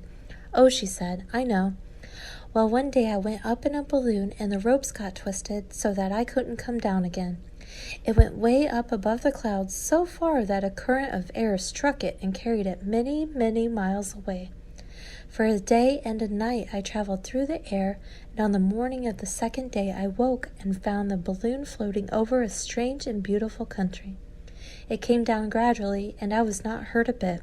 But I found myself in the midst of a strange people who, seeing me come from the clouds, thought I was a great wizard. Of course I let them think so, because they were afraid of me and promised to do anything I wished them to do. Just to amuse myself and keep the good people busy, I ordered them to build this city and my palace, and they did it all willingly and well. Then I thought, as the country was so green and beautiful, I would call it the Emerald City, and to make the name fit better, I put green spectacles on all the people so that everything they saw was green. But isn't everything here green? Asked Dorothy. No more than in any other city, replied Oz, but when you wear green spectacles, why, of course everything you see looks green to you. The Emerald City was built a great many years ago, for I was a young man when the balloon brought me here, and I am a very old man now. But my people have worn green glasses on their eyes so long that most of them think it really is an Emerald City, and it certainly is a beautiful place, abounding in jewels and precious metals, and every good thing that is needed to make one happy. I have been good to the people, and they like me, but ever since this palace was built, I have shut myself up and would not see any of them. One of my greatest fears was the witches, for while I had no magical powers at all, I soon found out that the witches were really able to do wonderful things. There were 4 of them in this country, and they ruled the people who live in the north and south and east and west. Fortunately, the witches of the north and south were good, and I knew they would do me no harm. But the witches of the east and west were terribly wicked, and had they not thought I was more powerful than they themselves, they would surely have destroyed me. As it was, I lived in deadly fear of them for many years, so you can imagine how pleased I was when I heard your house had fallen on the wicked witch of the east. When you came to me, I was willing to promise anything if you would only do away with the other witch. But now that you have melted her, I am ashamed to say that I cannot keep my promises. I think you're a very bad man, said Dorothy. Oh no, my dear, I'm really a very good man, but I'm a very bad wizard, I must admit. Can't you give me brains? Asked the Scarecrow. You don't need them. You are learning something every day. A baby has brains, but it doesn't know much. Experience is the only thing that brings knowledge, and the longer you are on Earth, the more experience you are sure to get. That may be true, said the Scarecrow, but I shall be very unhappy unless you give me brains. The false wizard looked at him carefully. Well, he said with a sigh, I'm not much of a magician, as I said, but if you will come to me tomorrow morning, I will stuff your head with brains. I cannot tell you how to use them, however. You must find that out for yourself. Oh, thank you, cried the Scarecrow. I'll find a way to use them, never fear. But how about my courage? Asked the Lion anxiously. You have plenty of courage, I am sure, answered Oz. All you need is confidence in yourself. There is no living thing that is not afraid when it faces danger. The true courage is in facing danger when you are afraid, and that kind of courage you have in plenty. Perhaps I have, but I'm scared just the same, said the Lion. I shall really be very unhappy unless you give me the sort of courage that makes one forget he is afraid. Very well, I will give you that sort of courage tomorrow, replied Oz. How about my heart? Asked the Tin Woodman. Why, as for that, answered Oz, I think you are wrong to want a heart. It makes most people unhappy. If you only knew it, you're in luck not to have a heart. That must be a matter of opinion, said the Tin Woodman. For my part, I will bear all the unhappiness without a murmur, if you will give me the heart. Very well, answered Oz meekly. Come to me tomorrow, and you shall have a heart. I have played wizard for so many years that I may as well continue the part a little longer. And now, said Dorothy, how am I to get back to Kansas? We shall have to think about that, replied the little man. Give me 2 or 3 days to consider the matter, and I'll try to find a way to carry you over the desert. In the meantime, you shall all be treated as my guests, and while you live in the palace, my people will wait upon you and obey your slightest wish. There is only one thing I ask in return for my help, such as it is. You must keep my secret and tell no one I am a humbug. They agreed to say nothing of what they had learned and went back to their rooms in high spirits. Even Dorothy had hoped that the great and terrible humbug, as she called him, would find a way to send her back to Kansas, and if he did, she was willing to forgive him everything. Next morning, the Scarecrow said to his friends, Congratulate me, I am going to Oz to get my brains at last. When I return, I shall be as other men are. I have always liked you as you were, said Dorothy simply. It is kind of you to like a scarecrow, he replied, but surely you will think more of me when you hear the splendid thoughts my new brain is going to turn out. Then he said goodbye to them all in a cheerful voice and went to the throne room where he rapped upon the door. Come in, said Oz. The Scarecrow went in and found the little man sitting down by the window, engaged in deep thought. I have come for my brains, remarked the Scarecrow a little uneasily. Oh yes, sit down in that chair, please, replied Oz.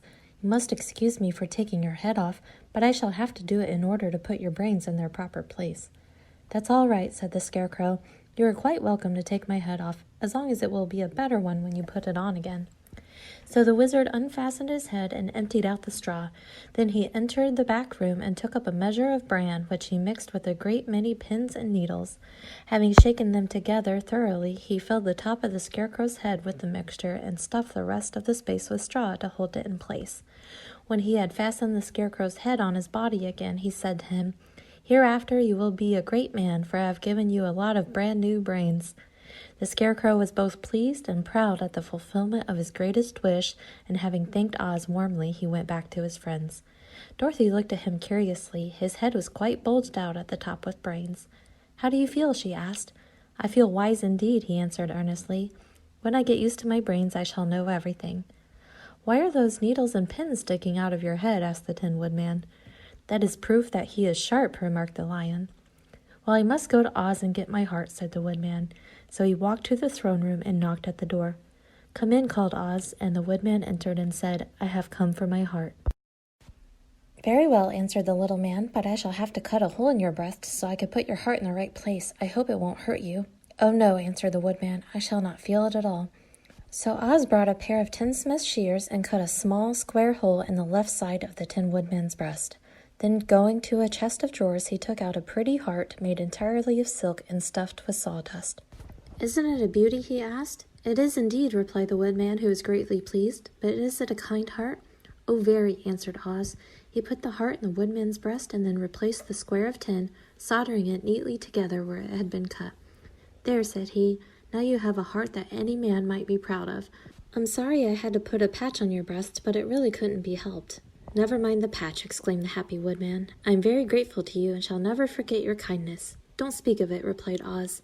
Then the Tin Woodman went back to his friends, who wished him every joy on account of his good fortune. The Lion now walked to the throne room and knocked at the door.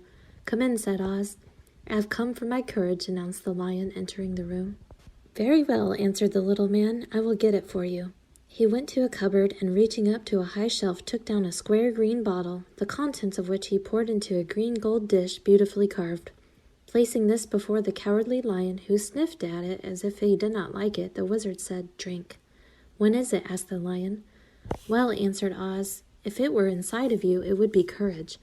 You know, of course, that courage is always inside one, and that this really cannot be called courage until you have swallowed it. Therefore, I advise you to drink it as soon as possible." The Lion hesitated no longer, but drank till the dish was empty. "How do you feel now?" asked Oz. "Full of courage," replied the Lion, who went joyfully back to his friends to tell them of his good fortune. Oz, left to himself, smiled to think of his success in giving the Scarecrow and the Tin Woodman and the Lion exactly what they thought they wanted. "How can I help being a humbug," he said, "when all these people make me do things that everybody knows can't be done?" It was easy to make the Scarecrow and the Lion and the Woodman happy because they imagined I could do anything. But it will take more than imagination to carry Dorothy back to Kansas, and I'm sure I don't know how it can be done. For 3 days, Dorothy heard nothing from Oz. These were sad days for the little girl, although her friends were all quite happy and contented. The Scarecrow told them there were wonderful thoughts in his head, but he would not say what they were because he knew no one could understand them but himself. When the Tin Woodman walked about, he felt his heart rattling around in his breast, and he told Dorothy he had discovered it to be a kinder and more tender heart than the one he had owned when he was made of flesh. The Lion declared he was afraid of nothing on earth and would gladly face an army or a dozen of the fierce Kalidahs. Thus each of the little party was satisfied except Dorothy, who longed more than ever to get back to Kansas. On the 4th day, to her great joy, Oz sent for her, and when she entered the throne room, he greeted her pleasantly. "Sit down, my dear. I think I have found the way to get you out of this country." "And back to Kansas?" she asked eagerly. "Well, I'm not sure about Kansas," said Oz, "for I haven't the faintest notion which way it lies. But the first thing to do is to cross the desert, and then it should be easy to find your way home." "How can I cross the desert?" she inquired. "Well, I'll tell you when I think," said the little man. "You see, when I came to this country, it was in a balloon. You also came through the air being carried by a cyclone. So I believe the best way to get across the desert will be through the air. Now, it is quite beyond my powers to make a cyclone, but I've been thinking the matter over, and I believe I can make a balloon." "How?" asked Dorothy. "A balloon," said Oz, "is made of silk, which is coated with glue to keep the gas in it. I have plenty of silk in the palace, so it will be no trouble to make the balloon. But in all this country there is no gas to fill the balloon with to make it float." "If it won't float," remarked Dorothy, "it will be of no use to us." "True," answered Oz, "but there is another way to make it float, which is to fill it with hot air. Hot air isn't as good as gas, for if the air should get cold, the balloon would come down in the desert, and we should be lost." "We?" exclaimed the girl. "Are you going with me?" "Yes, of course," replied Oz. "I am tired of being such a humbug. If I should go out of this palace, my people would soon discover I am not a wizard, and then they would be vexed with me for having deceived them. So I have to stay shut up in these rooms all day, and it gets tiresome. I'd much rather go back to Kansas with you and be in a circus again." "I shall be glad to have your company," said Dorothy. "Thank you," he answered. "Now if you will help me sew the silk together, we will begin to work on our balloon." So Dorothy took a needle and thread, and as fast as Oz cut the strips of silk into proper shape, the girl sewed them neatly together. First there was a strip of light green silk, then a strip of dark green, and then a strip of emerald green, for Oz had a fancy to make the balloon in different shades of the color about them. It took 3 days to sew all the strips together, but when it was finished, they had a big bag of green silk more than 20 feet long. Then Oz painted it on the inside with a coat of thin glue to make it airtight, after which he announced that the balloon was ready. But we must have a basket to ride in, he said, so he sent the soldier with the green whiskers for a big clothes basket, which he fastened with many ropes to the bottom of the balloon. When it was all ready, Oz sent word to his people that he was going to make a visit to a great brother wizard who lived in the clouds. The news spread rapidly throughout the city, and everyone came to see the wonderful sight. Oz ordered the balloon carried out in front of the palace, and the people gazed upon it with much curiosity. The Tin Woodman had chopped a big pile of wood, and now he made a fire of it, and Oz held the bottom of the balloon over the fire so that the hot air that arose from it would be caught in a silken bag. Gradually the balloon swelled out and rose into the air until finally the basket just touched the ground. Then Oz got into the basket and said to all the people in a loud voice, "I am now going away to make a visit. While I am gone, the Scarecrow will rule over you. I command you to obey him as you would me." The balloon was by this time tugging hard at the rope that held it to the ground, for the air within it was hot, and this made it so much lighter in the weight than the air without that it pulled hard to rise into the sky. "Come, Dorothy," cried the wizard. "Hurry up or the balloon will fly away." "I can't find Toto anywhere," replied Dorothy, who did not wish to leave her little dog behind. Toto had run into the crowd to bark at a kitten, and Dorothy at last found him. She picked him up and ran towards the balloon. She was within a few steps of it, and Oz was holding out his hands to help her into the basket, when crack went the ropes and the balloon rose into the air without her. "Come back," she screamed. "I want to go too." "I can't come back, my dear," called Oz from the basket. "Goodbye." "Goodbye," shouted everyone, and all eyes were turned upward to where the wizard was riding in the basket, rising every moment further and farther into the sky. And that was the last any of them ever saw of Oz, the wonderful wizard, though he may have reached Omaha safely and be there now, for all we know. But the people remembered him lovingly and said to one another, "Oz was always our friend. When he was here, he built for us this beautiful Emerald City, and now he is gone, he has left the wise Scarecrow to rule over us." Still, for many days they grieved over the loss of the wonderful wizard and would not be comforted. Dorothy wept bitterly at the passing of her hope to get home to Kansas again, but when she thought it all over, she was glad she had not gone up in a balloon, and she also felt sorry at losing Oz, and so did her companions. The Tin Woodman came to her and said, "Truly, I should be ungrateful if I failed to mourn for the man who gave me my lovely heart. I should like to cry a little because Oz is gone. If you will kindly wipe away my tears so that I shall not rust." "With pleasure," she answered, and brought a towel at once. Then the Tin Woodman wept for several minutes, and she watched the tears carefully and wiped them away with the towel. When he had finished, he thanked her kindly and oiled himself thoroughly with his jeweled oil can to guard against mishap. The Scarecrow was now the ruler of the Emerald City, and although he was not a wizard, the people were proud of him. For, they said, there is not another in the city in all the world that is ruled by a stuffed man. And so far as they knew, they were quite right. The morning after the balloon had gone up with Oz, the 4 travelers met in the throne room and talked matters over.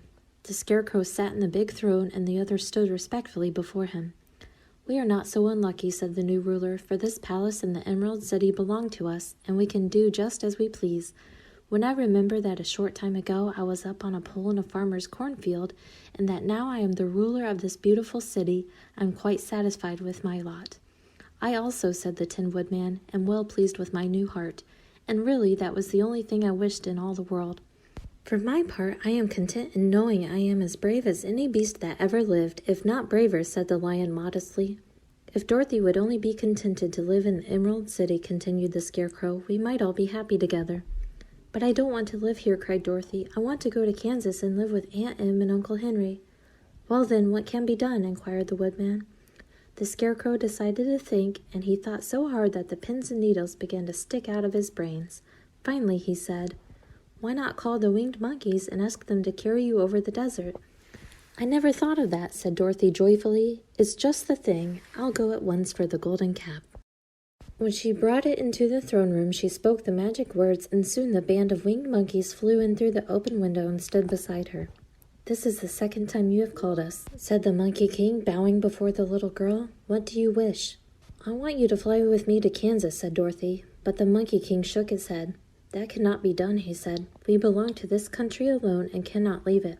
There has never been a winged monkey in Kansas yet, and I suppose there never will be, for they don't belong there. We shall be glad to serve you in any way in our power, but we cannot cross the desert. Goodbye." And with another bow, the Monkey King spread his wings and flew away through the window, followed by all his band. Dorothy was ready to cry with disappointment. "I have wasted the charm of the golden cap to no purpose," she said, "for the winged monkeys cannot help me." "It is certainly too bad," said the tender-hearted woodman. The Scarecrow was thinking again, and his head bulged out so horribly that Dorothy feared it would burst. "Let us call in the soldier with the green whiskers," he said, "and ask his advice." So the soldier was summoned and entered the throne room timidly, for while Oz was alive, he was never allowed to come farther than the door. "This little girl," said the Scarecrow to the soldier, "wishes to cross the desert. How can she do so?" "I cannot tell," answered the soldier, "for nobody has ever crossed the desert, unless it is Oz himself." "Is there no one who can help me?" asked Dorothy earnestly. "Glinda might," he suggested. "Who is Glinda?" inquired the Scarecrow. "The Witch of the South. She is the most powerful of all the witches and rules over the Quadlings. Besides, her castle stands on the edge of the desert, so she may know a way to cross it."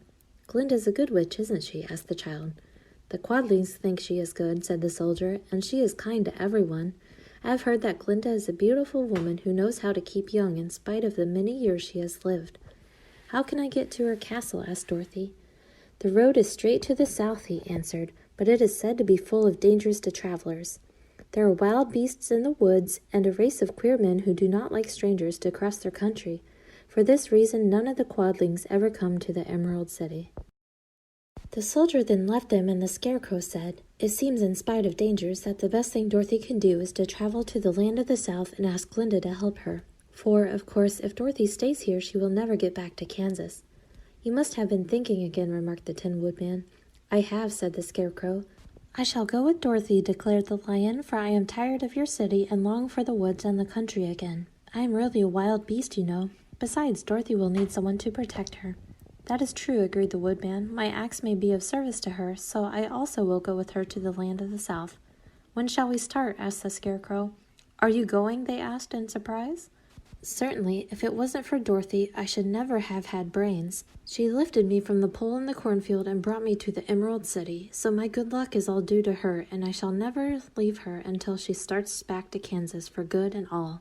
"Thank you," said Dorothy gratefully. "You are all very kind to me, but I should like to start as soon as possible."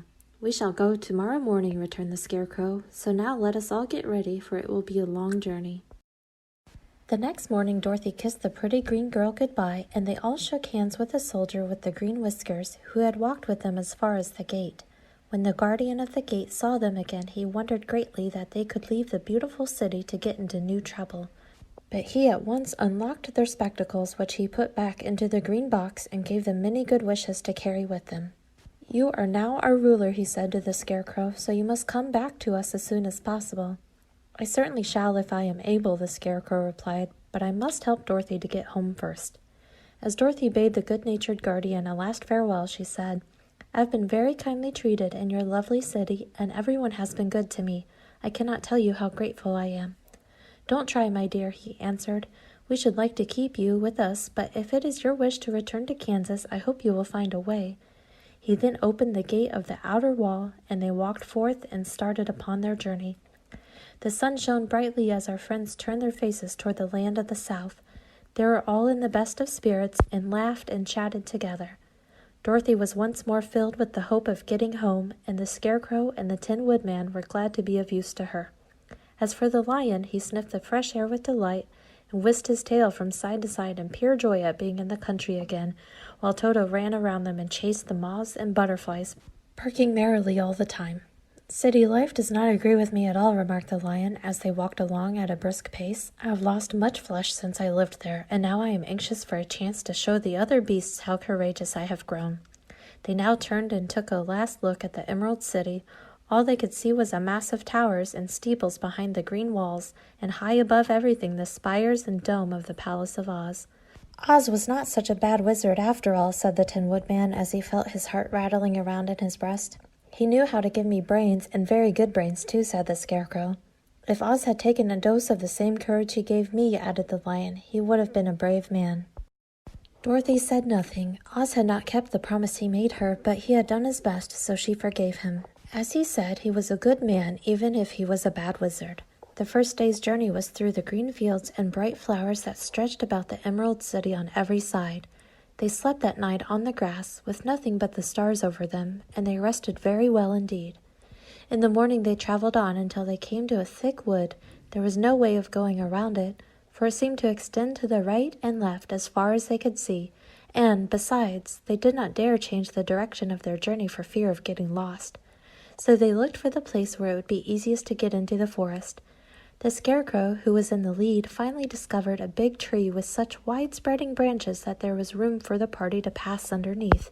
So he walked forward to the tree, but just as he came under the first branches, they bent down and twined around him, and the next minute he was raised from the ground and flung headlong among his fellow travelers. This did not hurt the Scarecrow, but it surprised him, and he looked rather dizzy when Dorothy picked him up. "Here's another space between the trees," called the Lion. "Let me try it first," said the Scarecrow, "for it doesn't hurt me to get thrown about."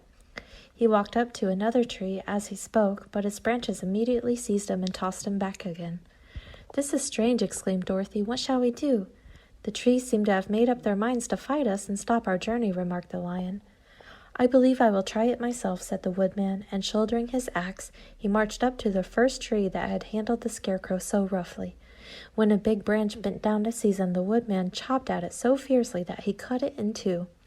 At once the tree began shaking all its branches as if in pain, and the Tin Woodman passed safely underneath it.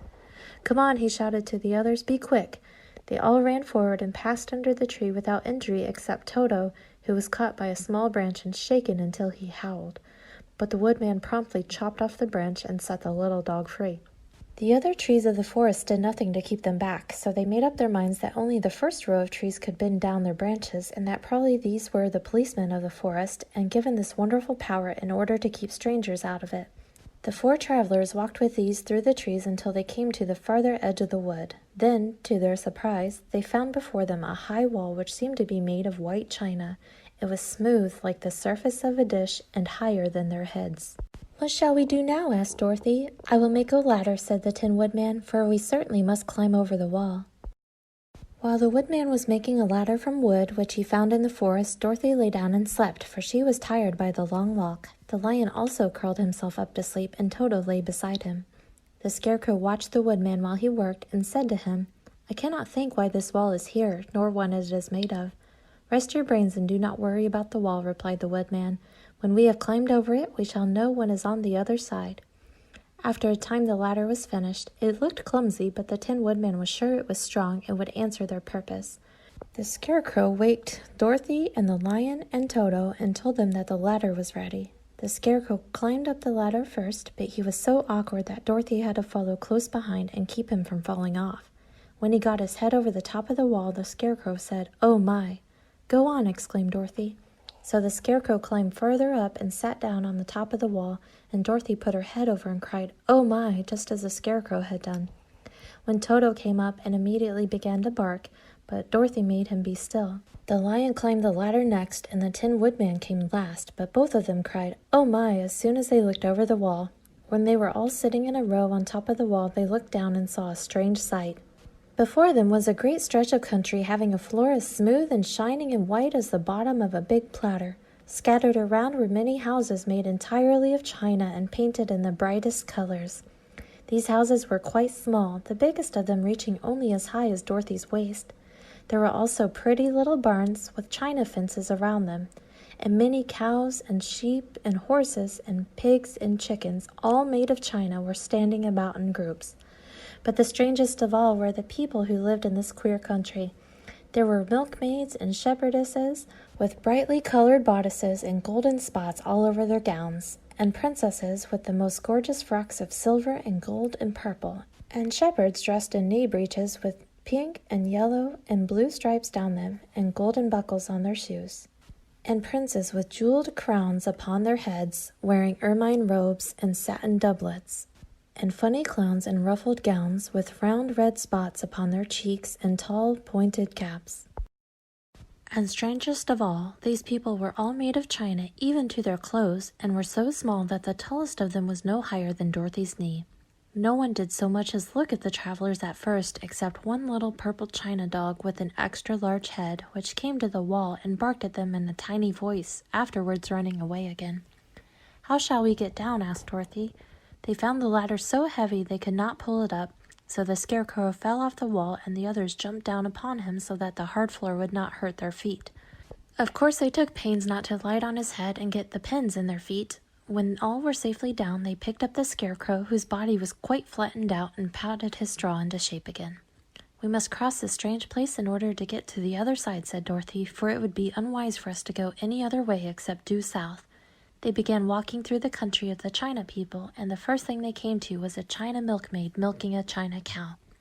As they drew near, the cow suddenly gave a kick and kicked over the stool, the pail, and even the milkmaid herself, and all fell on the china ground with a great clatter.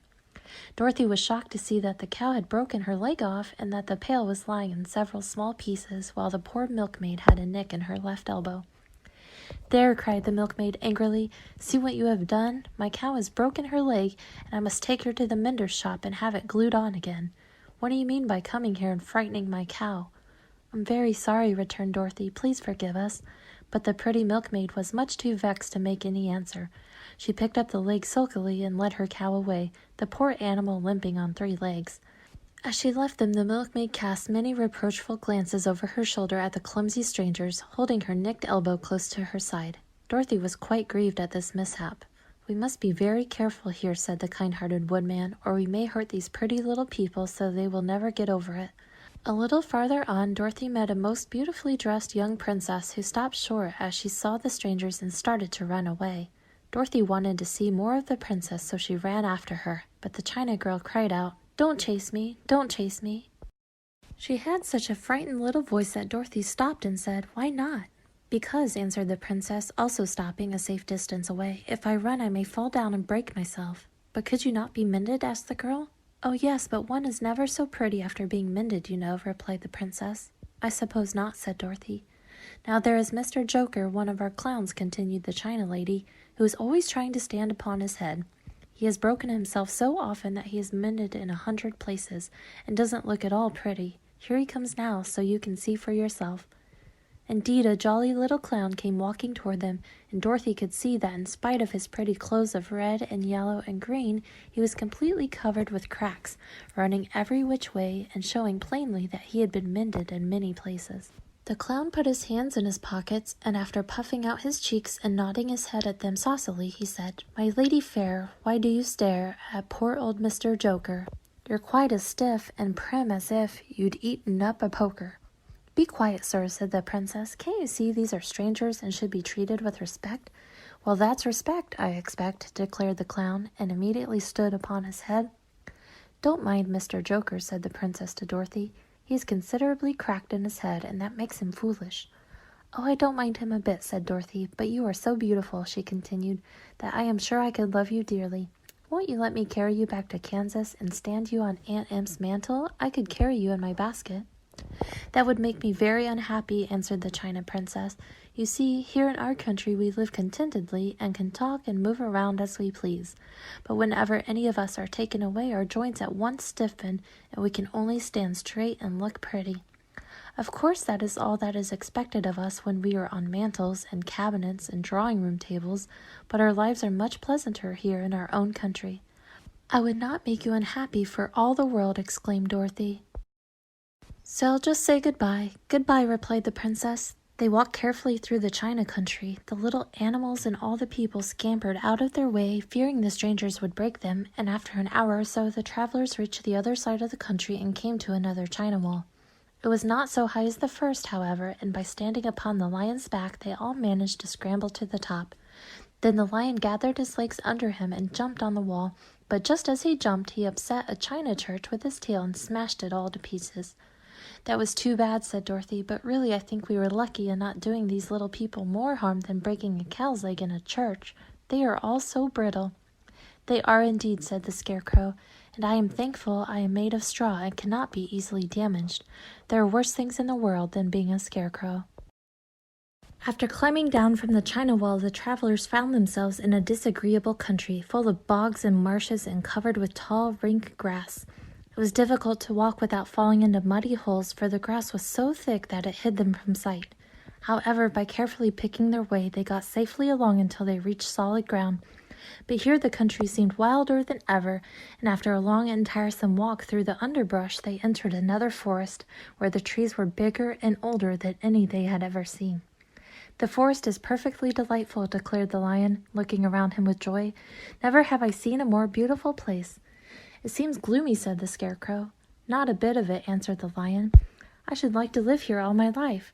See how soft the dried leaves are under your feet, and how rich and green the moss is that clings to these old trees. Surely no wild beast could wish a pleasanter home. Perhaps there are wild beasts in the forest now, said Dorothy. I suppose there are, returned the lion, but I do not see any of them about. They walked through the forest until it became too dark to go any farther. Dorothy and Toto and the lion lay down to sleep while the Woodman and the Scarecrow kept watch over them as usual. When morning came, they started again. Before they had gone far, they heard a low rumble as of the growling of many wild animals. Toto whimpered a little, but none of the others was frightened, and they kept along the well-trodden path until they came to an opening in the wood, in which were gathered hundreds of beasts of every variety. There were tigers and elephants and bears and wolves and foxes and all the others in natural history, and for a moment Dorothy was afraid. But the lion explained that the animals were holding a meeting, and he judged by their snarling and growling that they were in great trouble. As he spoke, several of the beasts caught sight of him, and at once the great assemblage hushed as if by magic. The biggest of the tigers came up to the lion and bowed, saying, "Welcome, O King of Beasts! You have come in good time to fight our enemy and bring peace to all the animals of the forest once more." "What is your trouble?" asked the lion quietly. "We are all threatened," answered the tiger, "by a fierce enemy which has lately come into the forest. It is a most tremendous monster, like a great spider, with a body as big as an elephant and legs as long as a tree trunk. It has 8 of these long legs, and as the monster crawls through the forest, he seizes an animal with a leg and drags it to his mouth, where he eats it as a spider does a fly.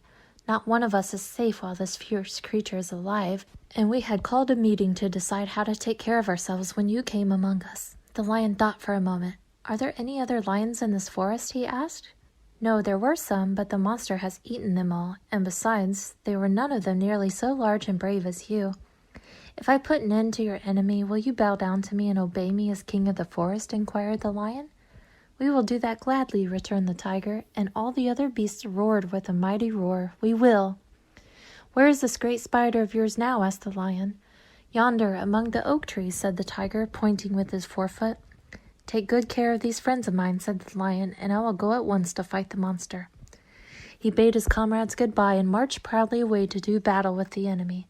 The great spider was lying asleep when the lion found him, and it looked so ugly that its foe turned up his nose in disgust. Its legs were quite as long as the tiger had said, and its body covered with coarse black hair. It had a great mouth with a row of sharp teeth a foot long, but its head was joined to the pudgy body by a neck as slender as a wasp's waist. This gave the lion a hint of the best way to attack the creature, and as he knew it was easier to fight it asleep than awake, he gave a great spring and landed directly upon the monster's back. Then, with one blow of his heavy paw, all armed with sharp claws, he knocked the spider's head from its body. Jumping down, he watched it until the long legs stopped wiggling, when he knew it was quite dead. The lion went back to the opening where the beasts of the forest were waiting for him and said proudly, "You need fear your enemy no longer." Then the beasts bowed down to the lion as their king, and he promised to come back and rule over them as soon as Dorothy was safely on her way to Kansas. The 4 travelers passed through the rest of the forest in safety, and when they came out from its gloom, saw before them a steep hill covered from top to bottom with great pieces of rock. "That will be a hard climb," said the Scarecrow, "but we must get over the hill nevertheless." So he led the way, and the others followed. They had nearly reached the first rock when they heard a rough voice cry out, "Keep back!" "Who are you?" asked the Scarecrow. Then a head showed itself over the rock, and the same voice said, "This hill belongs to us, and we don't allow anyone to cross it." "But we must cross it," said the Scarecrow. "We're going to the country of the Quadlings." "But you shall not," replied the voice, and there stepped from behind the rock the strangest man the travelers had ever seen. He was quite short and stout and had a big head which was flat at the top and supported by a thick neck full of wrinkles. But he had no arms at all, and seeing this, the Scarecrow did not fear that so helpless a creature could prevent them from climbing the hill. So he said, "I'm sorry not to do as you wish, but we must pass over your hill whether you like it or not," and he walked boldly forward. As quick as lightning, the man's head shot forward and his neck stretched out until the top of his head, where it was flat, struck the Scarecrow in the middle and sent him tumbling over and over down the hill. Almost as quickly as it came, the head went back to the body, and the man laughed harshly as he said, "It isn't as easy as you think." A chorus of boisterous laughter came from the other rocks, and Dorothy saw hundreds of the armless hammerheads upon the hillside, one behind every rock. The lion became quite angry at the laughter caused by the Scarecrow's mishap, and giving a loud roar that echoed like thunder, he dashed up the hill. Again a head shot swiftly out, and the great lion went rolling down the hill as if he had been struck by a cannonball. Dorothy ran down and helped the Scarecrow to his feet, and the lion came up to her, feeling rather bruised and sore, and said, "It is useless to fight people with shooting heads. No one can withstand them." "What can we do, then?" she asked. "Call the winged monkeys," suggested the Tin Woodman. "You have still the right to command them once more." "Very well," she answered, and putting on the golden cap she uttered the magic words. The monkeys were as prompt as ever, and in a few moments the entire band stood before her. "What are your commands?" inquired the King of the Monkeys, bowing low. "Carry us over the hill to the country of the Quadlings," answered the girl. "It shall be done," said the king, and at once the winged monkeys caught the four travelers and Toto up in their arms and flew away with them. As they passed over the hill, the hammerheads yelled with vexation and shot their heads high in the air, but they could not reach the winged monkeys, which carried Dorothy and her comrades safely over the hill and set them down in the beautiful country of the Quadlings. "This is the last time you can summon us," said the leader to Dorothy, "so goodbye and good luck to you." "Goodbye and thank you very much," returned the girl, and the monkeys rose into the air and were out of sight in a twinkling. The country of the Quadlings seemed rich and happy. There was field upon field of ripening grain, with well-paved roads running between them and pretty rippling brooks with strong bridges across them. The fences and houses and bridges were all painted bright red, just as they had been painted yellow in the country of the Winkies and blue in the country of the Munchkins. The Quadlings themselves, who were short and fat and looked chubby and good-natured, were dressed all in red, which showed bright against the green grass and the yellowing grain. The monkeys had set them down near a farmhouse, and the four travelers walked up to it and knocked at the door. It was opened by the farmer's wife, and when Dorothy asked for something to eat, the woman gave them all a good dinner, with 3 kinds of cake and 4 kinds of cookies and a bowl of milk for Toto. "How far is it to the castle of Glinda?" asked the child. "It is not a great way," answered the farmer's wife. "Take the road to the south, and you will soon reach it." Thanking the good woman, they started afresh and walked by the fields and across the pretty bridges until they saw before them a very beautiful castle. Before the gates were 3 young girls dressed in handsome red uniforms trimmed with gold braid, and as Dorothy approached, one of them said to her, "Why have you come to the South Country?" "To see the good witch who rules here," she answered. "Will you take me to her?" "Let me have your name, and I will ask Glinda if she will receive you." They told who they were, and the girl soldier went into the castle. After a few moments she came back to say that Dorothy and the others were to be admitted at once. Before they went to see Glinda, however, they were taken to a room of the castle where Dorothy washed her face and combed her hair, and the lion shook the dust out of his mane, and the Scarecrow patted himself into his best shape, and the Woodman polished his tin and oiled his joints. When they were all quite presentable, they followed the soldier girl into a big room where the witch Glinda sat upon a throne of rubies. She was both beautiful and young to their eyes. Her hair was a rich red in color and fell in flowing ringlets over her shoulders. Her dress was pure white, but her eyes were blue, and they looked kindly upon the little girl. "What can I do for you, my child?" she asked. Dorothy told the witch all her story, how the cyclone had brought her to the land of Oz, how she had found her companions, and of the wonderful adventures they had met with. "My greatest wish now," she added, "is to get back to Kansas, for Aunt Em will surely think something dreadful has happened to me, and that will make her put on mourning, and unless the crops are better this year than they were last, I am sure Uncle Henry cannot afford it." Glinda leaned forward and kissed the sweet, upturned face of the loving little girl.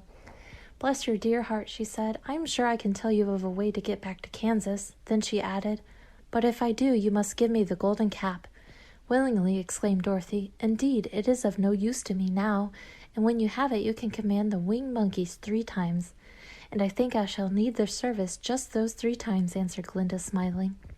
Dorothy then gave her the golden cap, and the witch said to the Scarecrow, "What will you do when Dorothy has left us?" "I will return to the Emerald City," he replied, "for Oz has made me its ruler and the people like me. The only thing that worries me is how to cross the hill of the Hammerheads. By means of the golden cap, I shall command the winged monkeys to carry you to the gates of the Emerald City," said Glinda, "for it would be a shame to deprive the people of so wonderful a ruler." "Am I really wonderful?" asked the Scarecrow. "You are unusual," replied Glinda. Turning to the Tin Woodman, she asked, "What will become of you when Dorothy leaves this country?" He leaned on his axe and thought a moment. Then he said, "The Winkies were very kind to me and wanted me to rule over them after the Wicked Witch died. I am fond of the Winkies, and if I could get back again to the country of the West, I should like nothing better than to rule over them forever. My second command to the winged monkeys," said Glinda, "will be that they carry you safely to the land of the Winkies. Your brain may not be so large to look at those of the Scarecrow, but you really are brighter than he is when you are well polished, and I am sure you will rule the Winkies wisely and well." Then the witch looked at the big, shaggy lion and asked, "When Dorothy has returned to her own home, what will become of you?" "Over the hill of the Hammerheads," he answered, "lies a grand old forest, and all the beasts that live there have made me their king. If I could only get back to this forest, I would pass my life very happily there." "My third command to the winged monkeys," said Glinda, "shall be to carry you to your forest. Then, having used up the powers of the golden cap, I shall give it to the king of the monkeys, that he and his band may thereafter be free for evermore."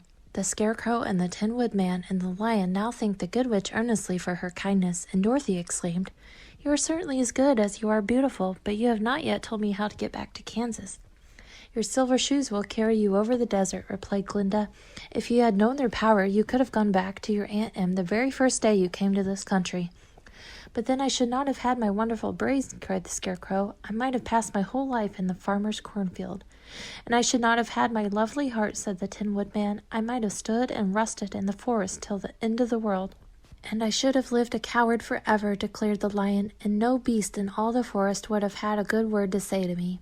"This is all true," said Dorothy, "and I am glad I was of use to these good friends. But now that each of them has had what he most desired, and each is happy in having a kingdom to rule besides, I think I should like to go back to Kansas." "The silver shoes," said the Good Witch, "have wonderful powers, and one of the most curious things about them is that they can carry you to any place in the world in 3 steps, and each step will be made in the wink of an eye. All you have to do is to knock the heels together 3 times and command the shoes to carry you wherever you wish to go." "If that is so," said the child joyfully, "I will ask them to carry me back to Kansas at once." She threw her arms around the lion's neck and kissed him, patting his big head tenderly. Then she kissed the Tin Woodman, who was weeping in a way most dangerous to his joints. But she hugged the soft, stuffed body of the Scarecrow in her arms instead of kissing his painted face, and found she was crying herself at the sorrowful parting from her loving comrades. Glinda the Good stepped down from her ruby throne to give the little girl a goodbye kiss, and Dorothy thanked her for all the kindness she had shown to her friends and herself. Dorothy now took Toto up solemnly in her arms, and having said one last goodbye, she clapped the heels of her shoes together 3 times, saying, "Take me home to Aunt Em." Instantly she was whirling through the air so swiftly that all she could see or feel was the wind whistling past her ears. The silver shoes took but 3 steps, and then she stopped so suddenly that she rolled over upon the grass several times before she knew where she was. At length, however, she sat up and looked about her. "Good gracious," she cried, for she was sitting on the broad Kansas prairie, and just before her was the new farmhouse Uncle Henry built after the cyclone had carried away the old one. Uncle Henry was milking the cows in the barnyard, and Toto had jumped out of her arms and was running toward the barn, barking furiously. Dorothy stood up and found she was in her stocking feet, for the silver shoes had fallen off in her flight through the air and were lost forever in the desert. Aunt Em had just come out of the house to water the cabbages when she looked up and saw Dorothy running toward her. "My darling child," she cried, folding the little girl in her arms and covering her face with kisses, "where in the world did you come from?" "From the land of Oz," said Dorothy gravely, "and here is Toto, too, and oh, Aunt Em, I'm so glad to be at home again."